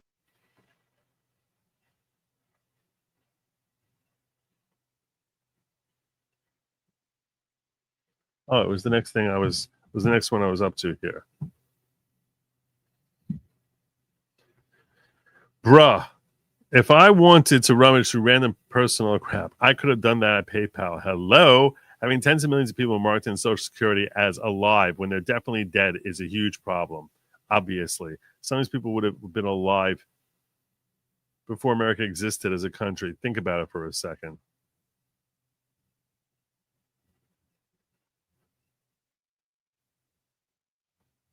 What the hell?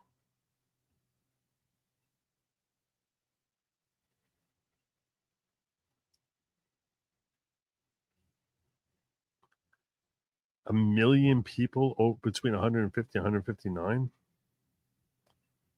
How is that even possible?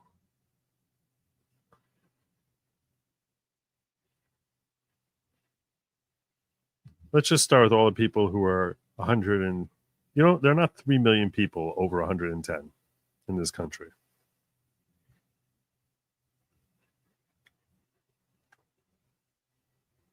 Let's see.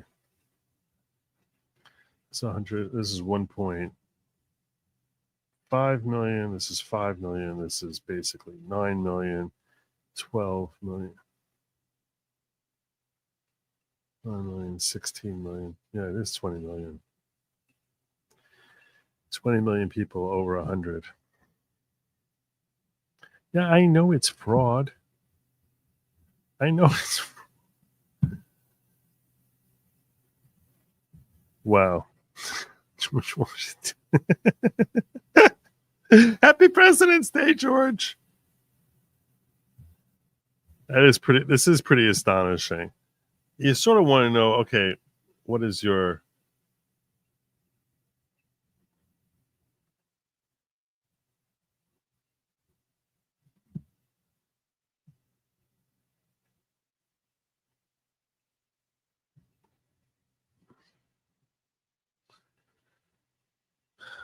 I want to get a general feel for this. 48 plus 44 plus 38 this is 82 plus 48 is 100 and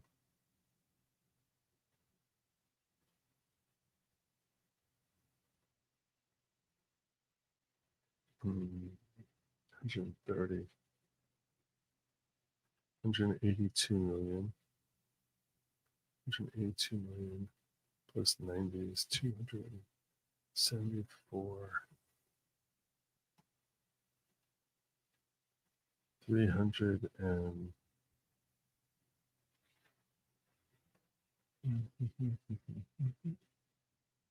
20 350 365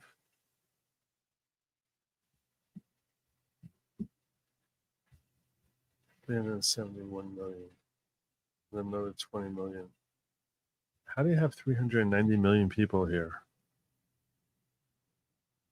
In general, like these numbers just seem. I always thought America had 330 million. At least Americans. And this count here is 391 million.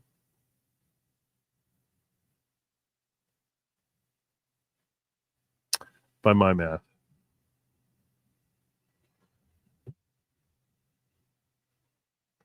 By my math.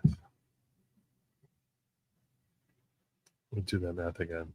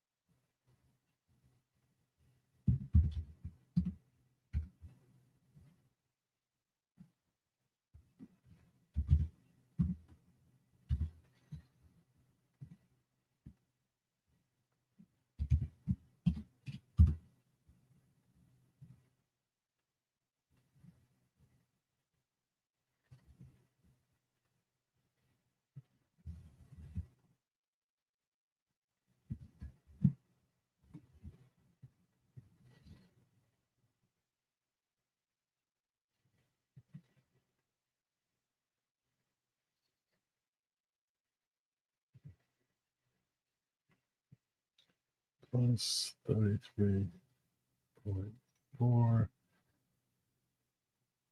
plus 21.1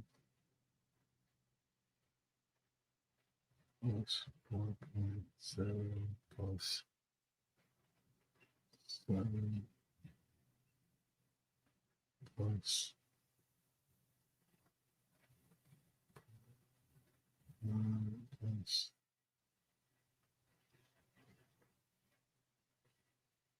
8.9. Yeah, 397 million.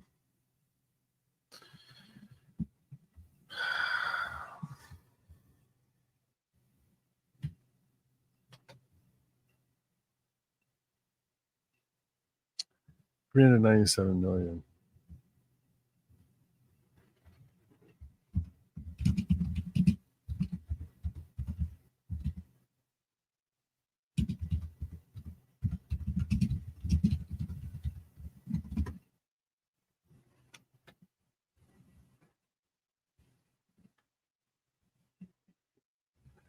So we basically have 54 million too many.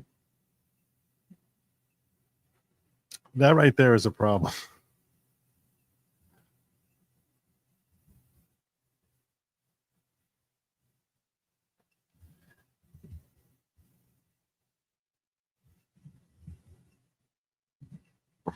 That's a problem.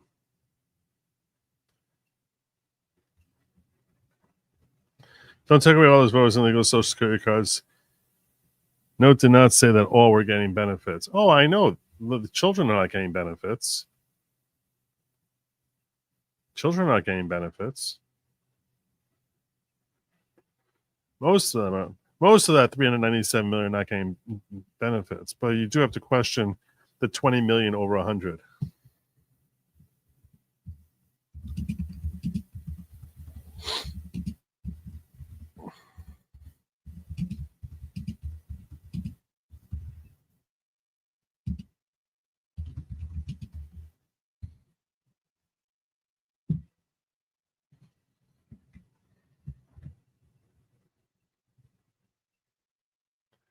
$101,000.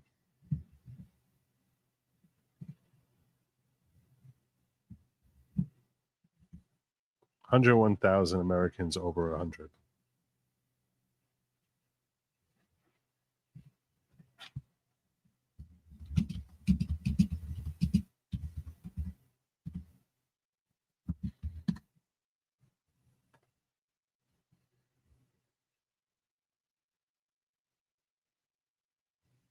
I'm already paying that.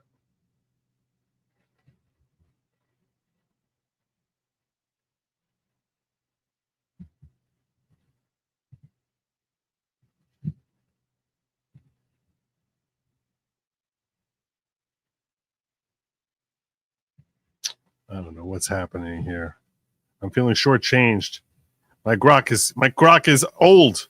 I have old grok too. Maybe those are 100 over 100 are the legals they sign up. I don't think they're all legals.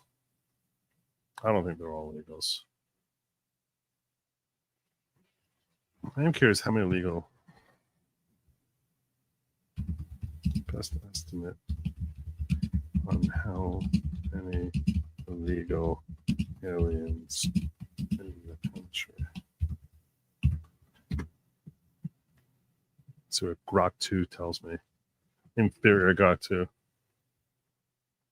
11 to 17 million. I don't buy that. There's 17 million under Biden.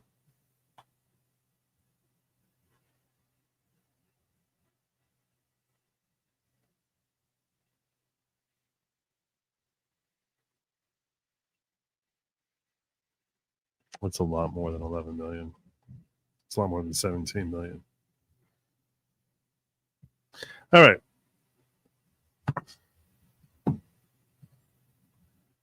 So we read about the 22 states, but they're not the only ones. They're not the only ones who have a beef with Elon. No, sirree, Bob. You got this. About you a number of times today. What do you do about that? What do you say in response to it? Many tweets today. Many. We're showing them on the screen. About our work and our case and me from Mr. Musk. Jen, he's supposed to be in charge of government efficiency. How does he have time to do all this tweeting? I think he's not used to being held accountable. But what we're doing in our cases, the case tomorrow under the Constitution, but we also have done dozens of FOIA requests. I applied to be a member of the DOGE. They said I'm not welcome because of my political affiliation. We filed the very first case of any kind against the Trump administration saying the DOGE was illegal right after Donald Trump was sworn in. We got that Treasury order. We're holding Musk and DOGE and Trump accountable. And Mr. Musk doesn't seem to be used to that. But you know what? He's a grifter. I take those tweets as a backhanded compliment, and they are going to spur me on to bring even more litigation when necessary to defend the Constitution and laws from the Trump-Musk chaos campaign. Beck posted on X about you a number of times today. What do you do about that? What do you say in response to it? Many tweets today. Many. We're showing them on the. Stop talking. Can't listen to this whiny, croaky guy. Yeah, so he thinks he's accomplishing a lot. Let's take a look. Let's take a look at what he's accomplishing. I think that's a fair thing. Let's take a look. Let's take a quick look. This is his newest filing. The United States District Court for the District of Maryland. Why Maryland? Why not Maryland? I don't know.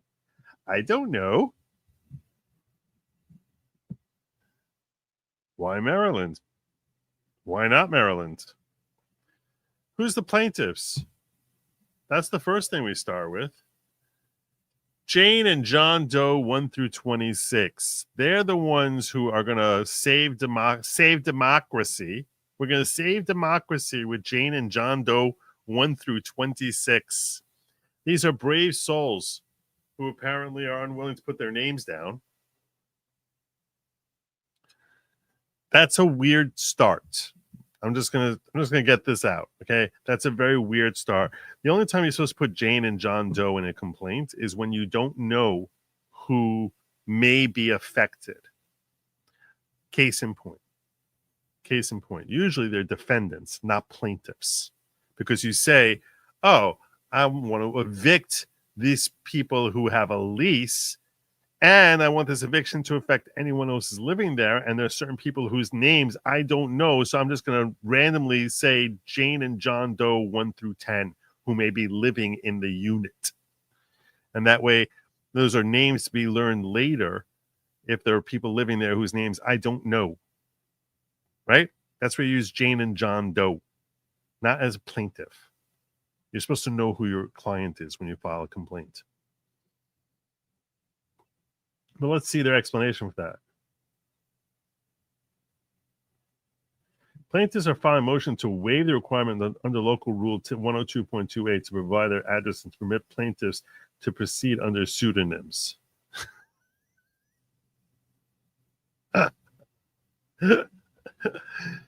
How do we know if they have standing? How do we know anything about these people?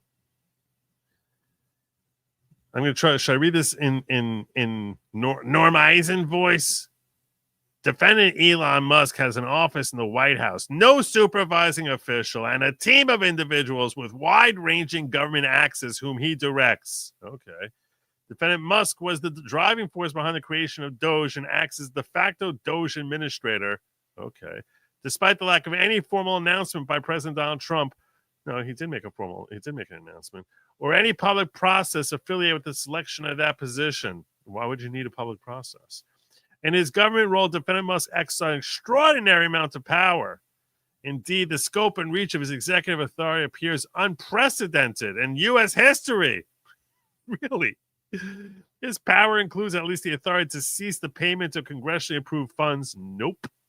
That's not true. Access sensitive and confidential data across government agencies. That does seem true.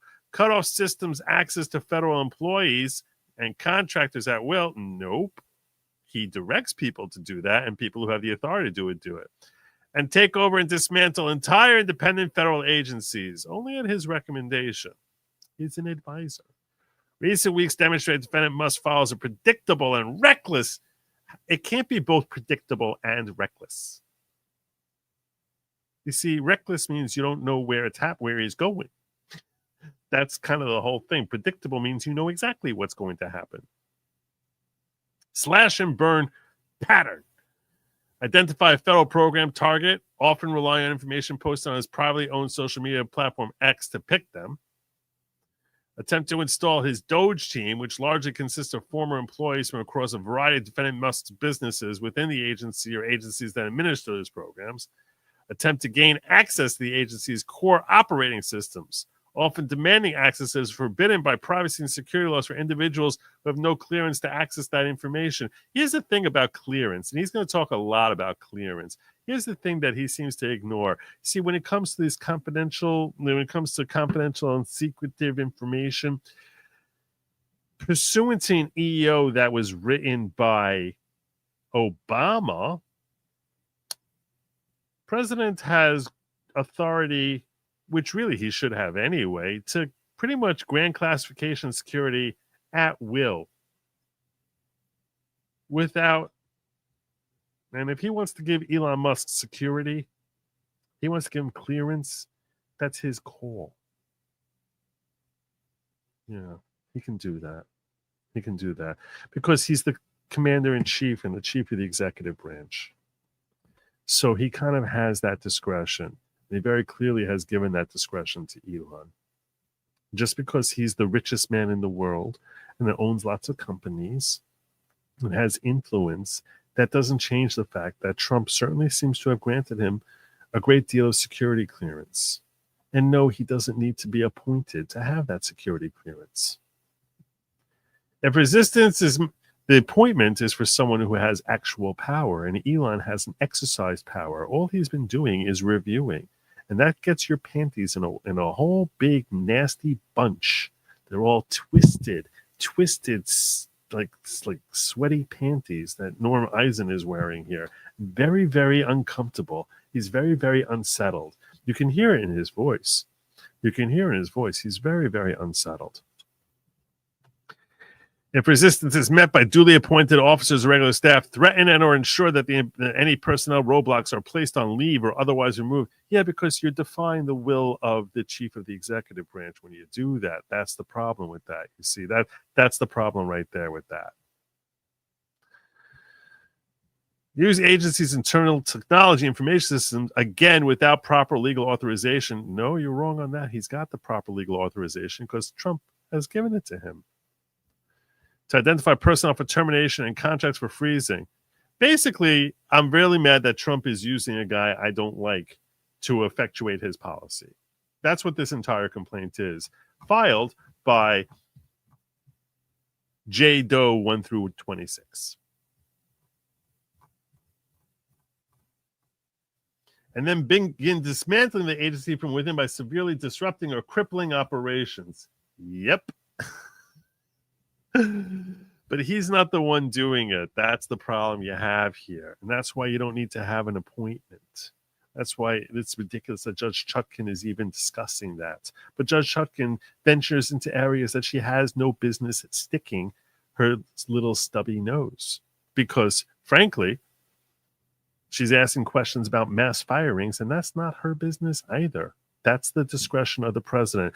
See, one of the things that the Democrats are struggling with here is elections have consequences. They have consequences.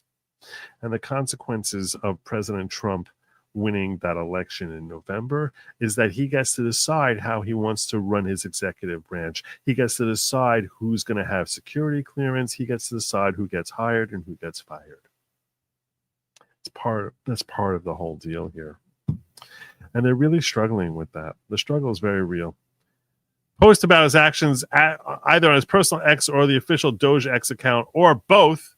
In the case of USA in particular, defendant Musk's actions were far ahead of other members of the Trump administration, including, in that case, duly confirmed cabinet members like Secretary of State Marco Rubio.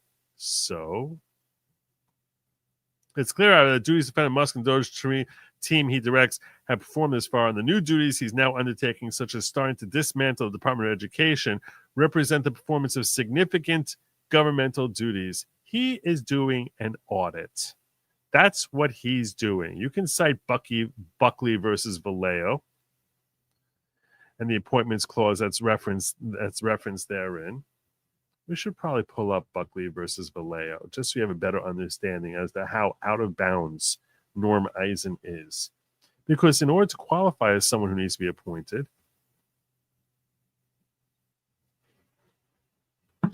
you have to they said you have to engage in the performance of significant governmental duties that may be exercised on persons who are officers of the United States. Should we pull up Buckley versus Vallejo? Should we do a little deep dive on Buckley versus Vallejo?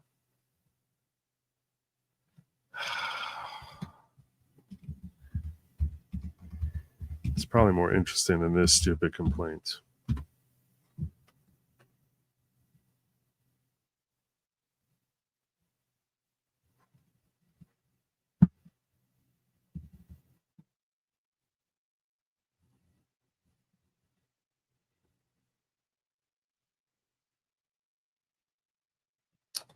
Let's get the actual decision.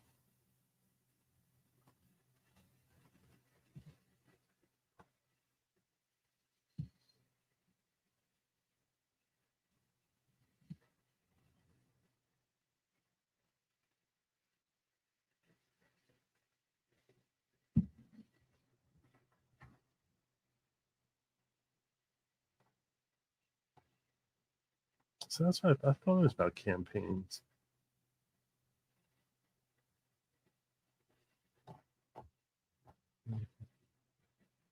Oh, this is a long case. This is a really long case. We're not going to do Buckley versus Vallejo. All right, let's back out. Abort! Abort! Abort! No! No, what were you thinking? We're not doing that. And basically their complaint is that he was not nominated or confirmed by the U.S. Senate, so therefore he's not a special officer. And yeah,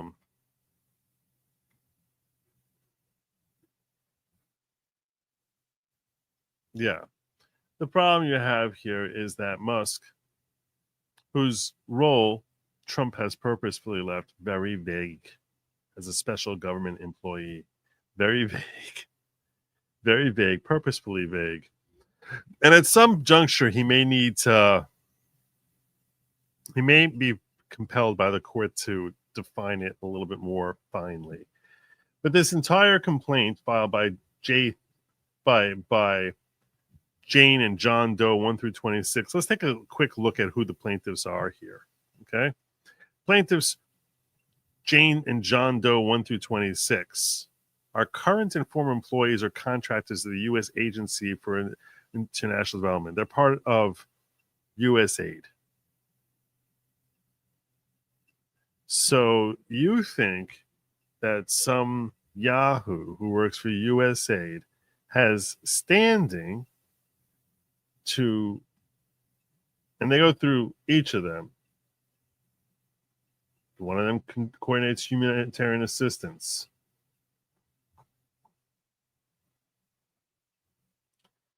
Some tech guy, a tech guy from USAID who was fired. Why did they have standing to question the nature of Elon Musk's role? See, this is what I don't understand. If they're wrongfully terminated and they want to claim that they were wrongfully terminated, let them bring a claim for their personal grievance that they have that they were wrongfully terminated. And they may win, they may lose. They want to try to bring as a class action suit. In theory, that could work. They want to bring as a class action suit and say, hey, we were all wronged by the same wrongs. What does that have to do with the declaratory judgment that Elon Musk is a special, is handling duties that are beyond his capacity without being duly appointed under Article 2?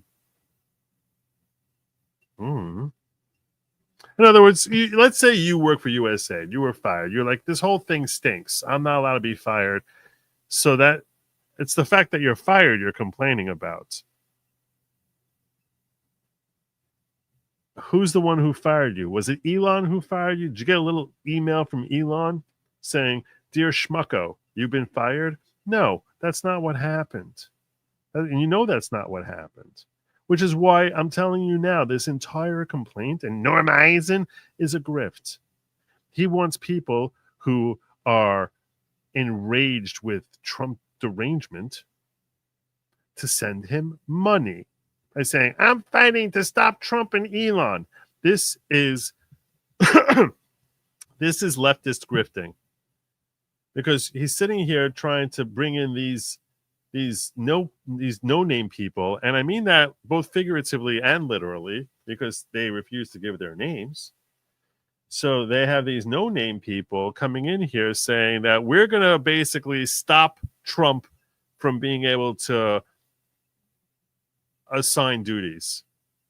Like, how stupid do people have to be to think that this is actually like a real lawsuit? It's a joke.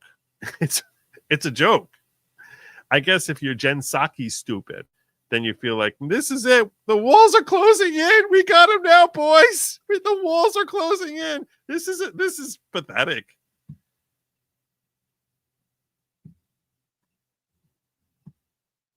We got this other person from HR in USAID. They were there since 2017. Oh, that's the right person. That's the right person.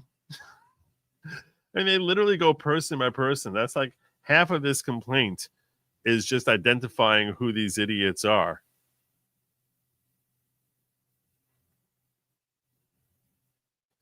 J Day number 4.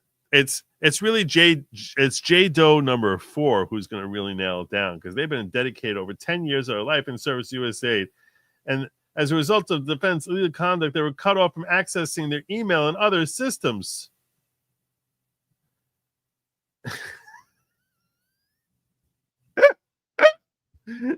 Yes, stop the presses. Jane Doe number 4 can't access her email.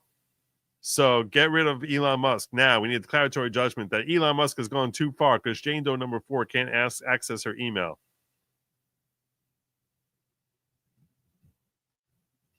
Additionally, Jane Doe number 4 experienced the harm of seeing years of their efforts at U.S. taxpayers' dollars wasted as current USA leadership unlawfully discards investments to design and implement effective USAID programs without a fair assessment of their merit and impact. So this is purely a policy thing, that she doesn't like Trump's policies. So she's clearly the right person to say that Musk is not duly appointed. This is a joke. This is a joke. This is like literally like my Aunt Tilly doesn't like Trump's policies, so Musk is unfairly appointed. Not allowed to be here. This is a joke. This will be laughed out of court.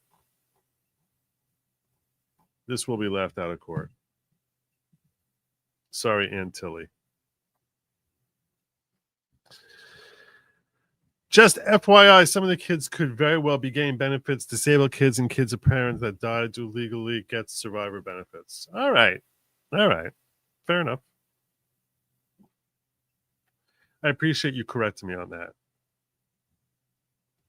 I don't think it financed you. What? Where did I say that? I didn't say that.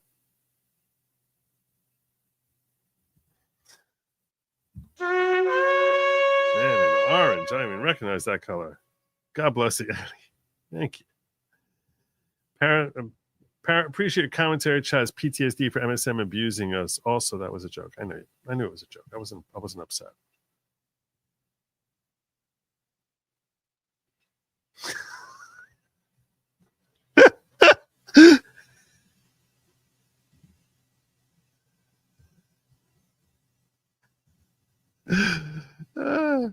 Denise Sam made me laugh. Denise Sam made me laugh.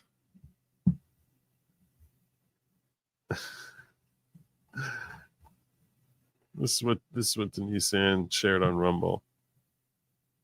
Okay, now I think it should be a requirement that anyone that gets fired under the DOGE recommendations should get a letter saying, "Hey, schmucko."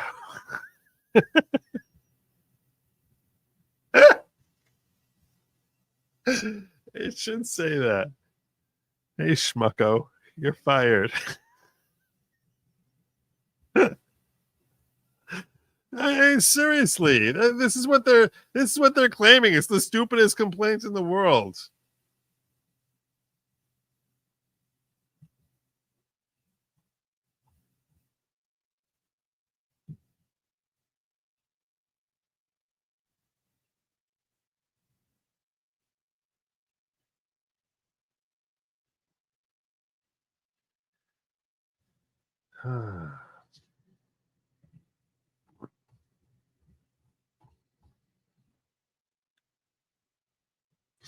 Instead of in normal, I was just reading Klingon.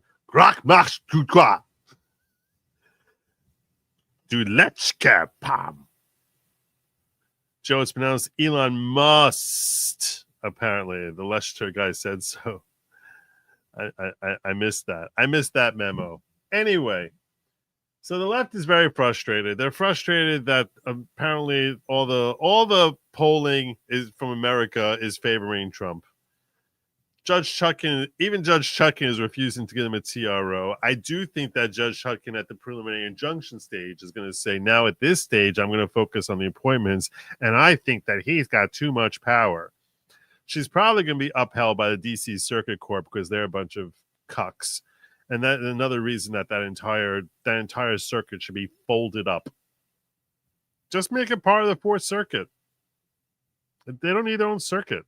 It doesn't even, there's literally no logic to saying that DC should have its own circuit court. Why?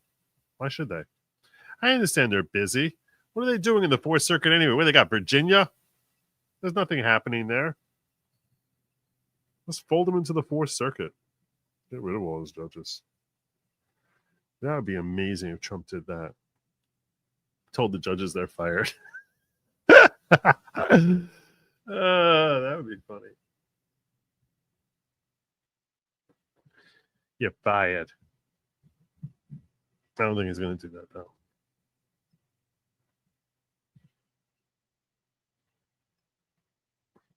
I mean, just think of the nonsense that a city has its own circuit court, its own circuit. Why? Why does one city have that? Why would that possibly be? And they're so insane. They're crazy. So I have very little confidence that the DC Circuit Court will be able to hold back from from trying to rein in Musk. And I do think that she's going to rely on the appointments clause. So my prediction is this: short-term win for Trump in front of Chutkan on the TRO. That will come out tomorrow. But the preliminary injunction, which is going to be coming out in a couple of weeks, I think she's going to rule against Trump at that point, as based on the appointments clause issue, which is none of her stinking business. It really isn't. But that's what I'm predicting is going to happen. Good news tomorrow from Chutkan. Bad news 2 weeks from now. That's what I'm expecting. You heard it here first. That's my show, and I'm sticking to it. Plane coming in. Oh, yesterday I missed out on Locals. The ghetto got mad at me. Soltron sent me a tip saying in Locals, and I posted an interview with a conservative critic of DOGE, University of Chicago's Richard Epstein. He said he's conservative. I don't know. How clever. I don't know. I haven't seen it. I'll tell you this, being fair with you. I'm trying to be as objective as possible. I shared with you all the legal justification for the creation of DOGE, where Trump artfully took the United States digital, digital services, which is designed to have more efficient cyber security or whatever. And it's department specifically for that, and it was created by statute, and just repurposed them for DOGE. And he basically changed digital into DOGE.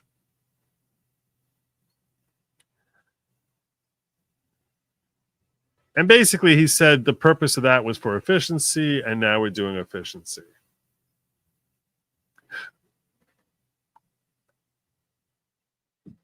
Between you and me, I do think that that is potentially, it's creative. I like the creativity.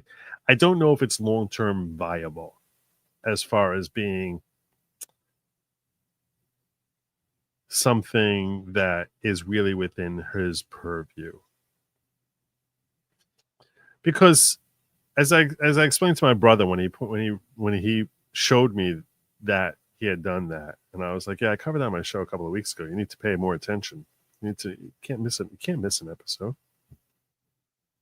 So I told him it was clever, but you sort of question, like, I know he's the president and he can implement his policy, but to suddenly say that this has the statutory authority, and I'm completely revamping what the objective of the statute is, and just making it into something that's got nothing to do with digital services, and is now about auditing agencies for economic efficiency.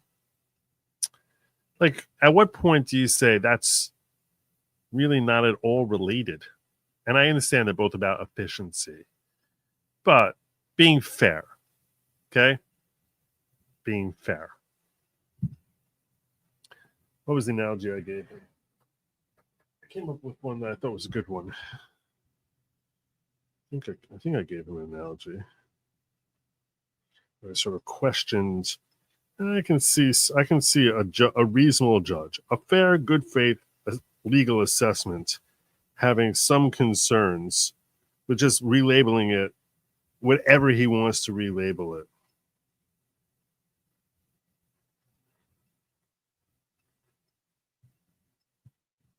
Right. So, for example, like, if he wants to, the example I gave him was if he repurposed the Department of Education to educate lions how to guard the White House, and that's what it's about. It's about training. It's all about training. That's what Department of Education's for. So I'm going to use this department now to train African lions how to guard the White House. And that's what the money's going to go for. Would you think that that's like a reasonable repurposing?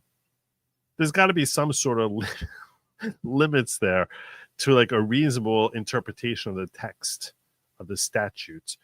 if you're going to be saying that now this agency has the backing of statutory authority, rather than just completely disregarding the objective of the statute and repurposing into something that's got, and rebranding into something that's got no genuine connection. So someone went to critique his claim of statutory authority by saying, well, because he's got this whole digital, what's it,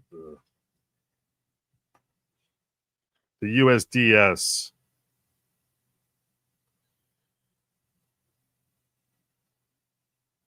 which was designed when they were having Obamacare meltdowns online. So he created the USDS to fix that. Now this USDS is being used as an auditing agency. I can see a fair argument from a reasonable person who's being purely objective to say, how is that an actual properly used agency now? And I can see a court saying that's not a statutory agency. To me, that's his biggest potential threat. And then the question comes, can he do it via executive order? And is that enough to give this grant of authority? Which I think it should be. I think it should be. I think even if there was no USDS and he just said, I'm creating DOGE and they're going to be auditing to ensure everything is happening here, I don't see a problem with that. I don't see a problem with that.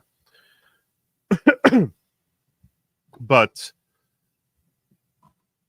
it wouldn't have the same level of impact as far as the authority that you would think it would have. That would ultimately be recognized by a court of law that it's got this authority, because it wouldn't have statutory authority. Is it possible to petition the Supreme Court to step in and clear this BS up? We're already at the Supreme Court pretty much. We're already at the Supreme Court. And I was talking with Sean about this last week. I think this entire issue that I raised in that little clip there, where they were saying that Kavanaugh and Thomas have said, I don't know why a district court judge has the power to weigh in and impact national policy. And where that grant of authority comes from is very sus. I think ultimately they're going to get to the Supreme Court on that issue. The Supreme Court is going to say that justices don't have that power. Judges don't have that power. And that if anyone can do it, it's only the Supreme Court that can do that, not some local district court judge. That's where I think we're ultimately headed. But the ride there is going to be a lot of fun. It's going to be a lot of fun. So make sure. Tomorrow, I don't know if I'm going to be streaming. Tomorrow's Tuesday night. I have a wedding for my nephew. I don't know if I'm going to be streaming tomorrow. I'm giving you that heads up now. Not sure I'm going to be streaming. Check out on Locals, goodlogic.locals.com, goodlogic.locals.com. I'll let you know whether or not I am streaming. If I am, great. If I'm not, c'est la vie. That is what life is all about. But I don't know if I'm going to be streaming. I may be, but I really may not be. Why is this not? Oh, I know what happened. I popped out the chat.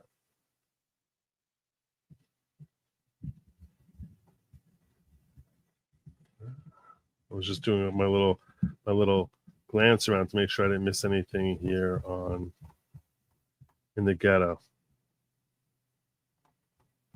I think I got it all. What I did miss was,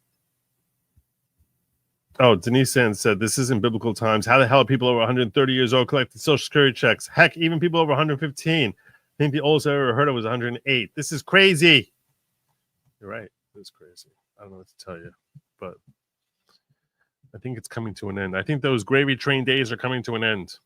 And when this is the thing, this is what you know they're going to do. They're going to be like, he's cutting Social Security. I told you he was going to cut Social Security. All those grandmas now who are not going to be getting checks. That's what they're going to be screaming when they shave off all the people over 130. They'll be like, oh my God, he's cutting Social Security. I told you. Disingenuous jackasses. Anyway. Yeah, so I'm not sure I'm going to be streaming tomorrow. I saw him claim. I saw this claim repeated by several people that the USDS was their enabling act. But as these cases progress, I guess we'll see more and more as to what they put forward as their defense. DOJ seems to be mulling their options, as they should be. As they should be. No reason to jump out of the gate with it. Anyway, so you need to be over on Locals to find out whether or not I'm going to be streaming tomorrow. It's goodlogic.locals.com. Goodlogic.locals.com. That's my show. Lab Meat is only for they, them. It's not for you. It's for they, them. You don't want that. If you eat lab meat, you're probably going to end up like that skinny DNC chair, Kenny. Is that what you want for yourself? Is that what you want for your children? Is that what you want your children to see? You want them to see you looking like that? Like you're like you're some sort of poster child for world veganism? I don't think so. So stay away from that, and obviously, most importantly, do not eat the bugs. Don't do it. Just don't eat them. I thank you all. We'll see if I'm on tomorrow night. Not really sure. Probably not, but you'll know for sure at Locals. Goodlogic.locals.com. Good night and Godspeed.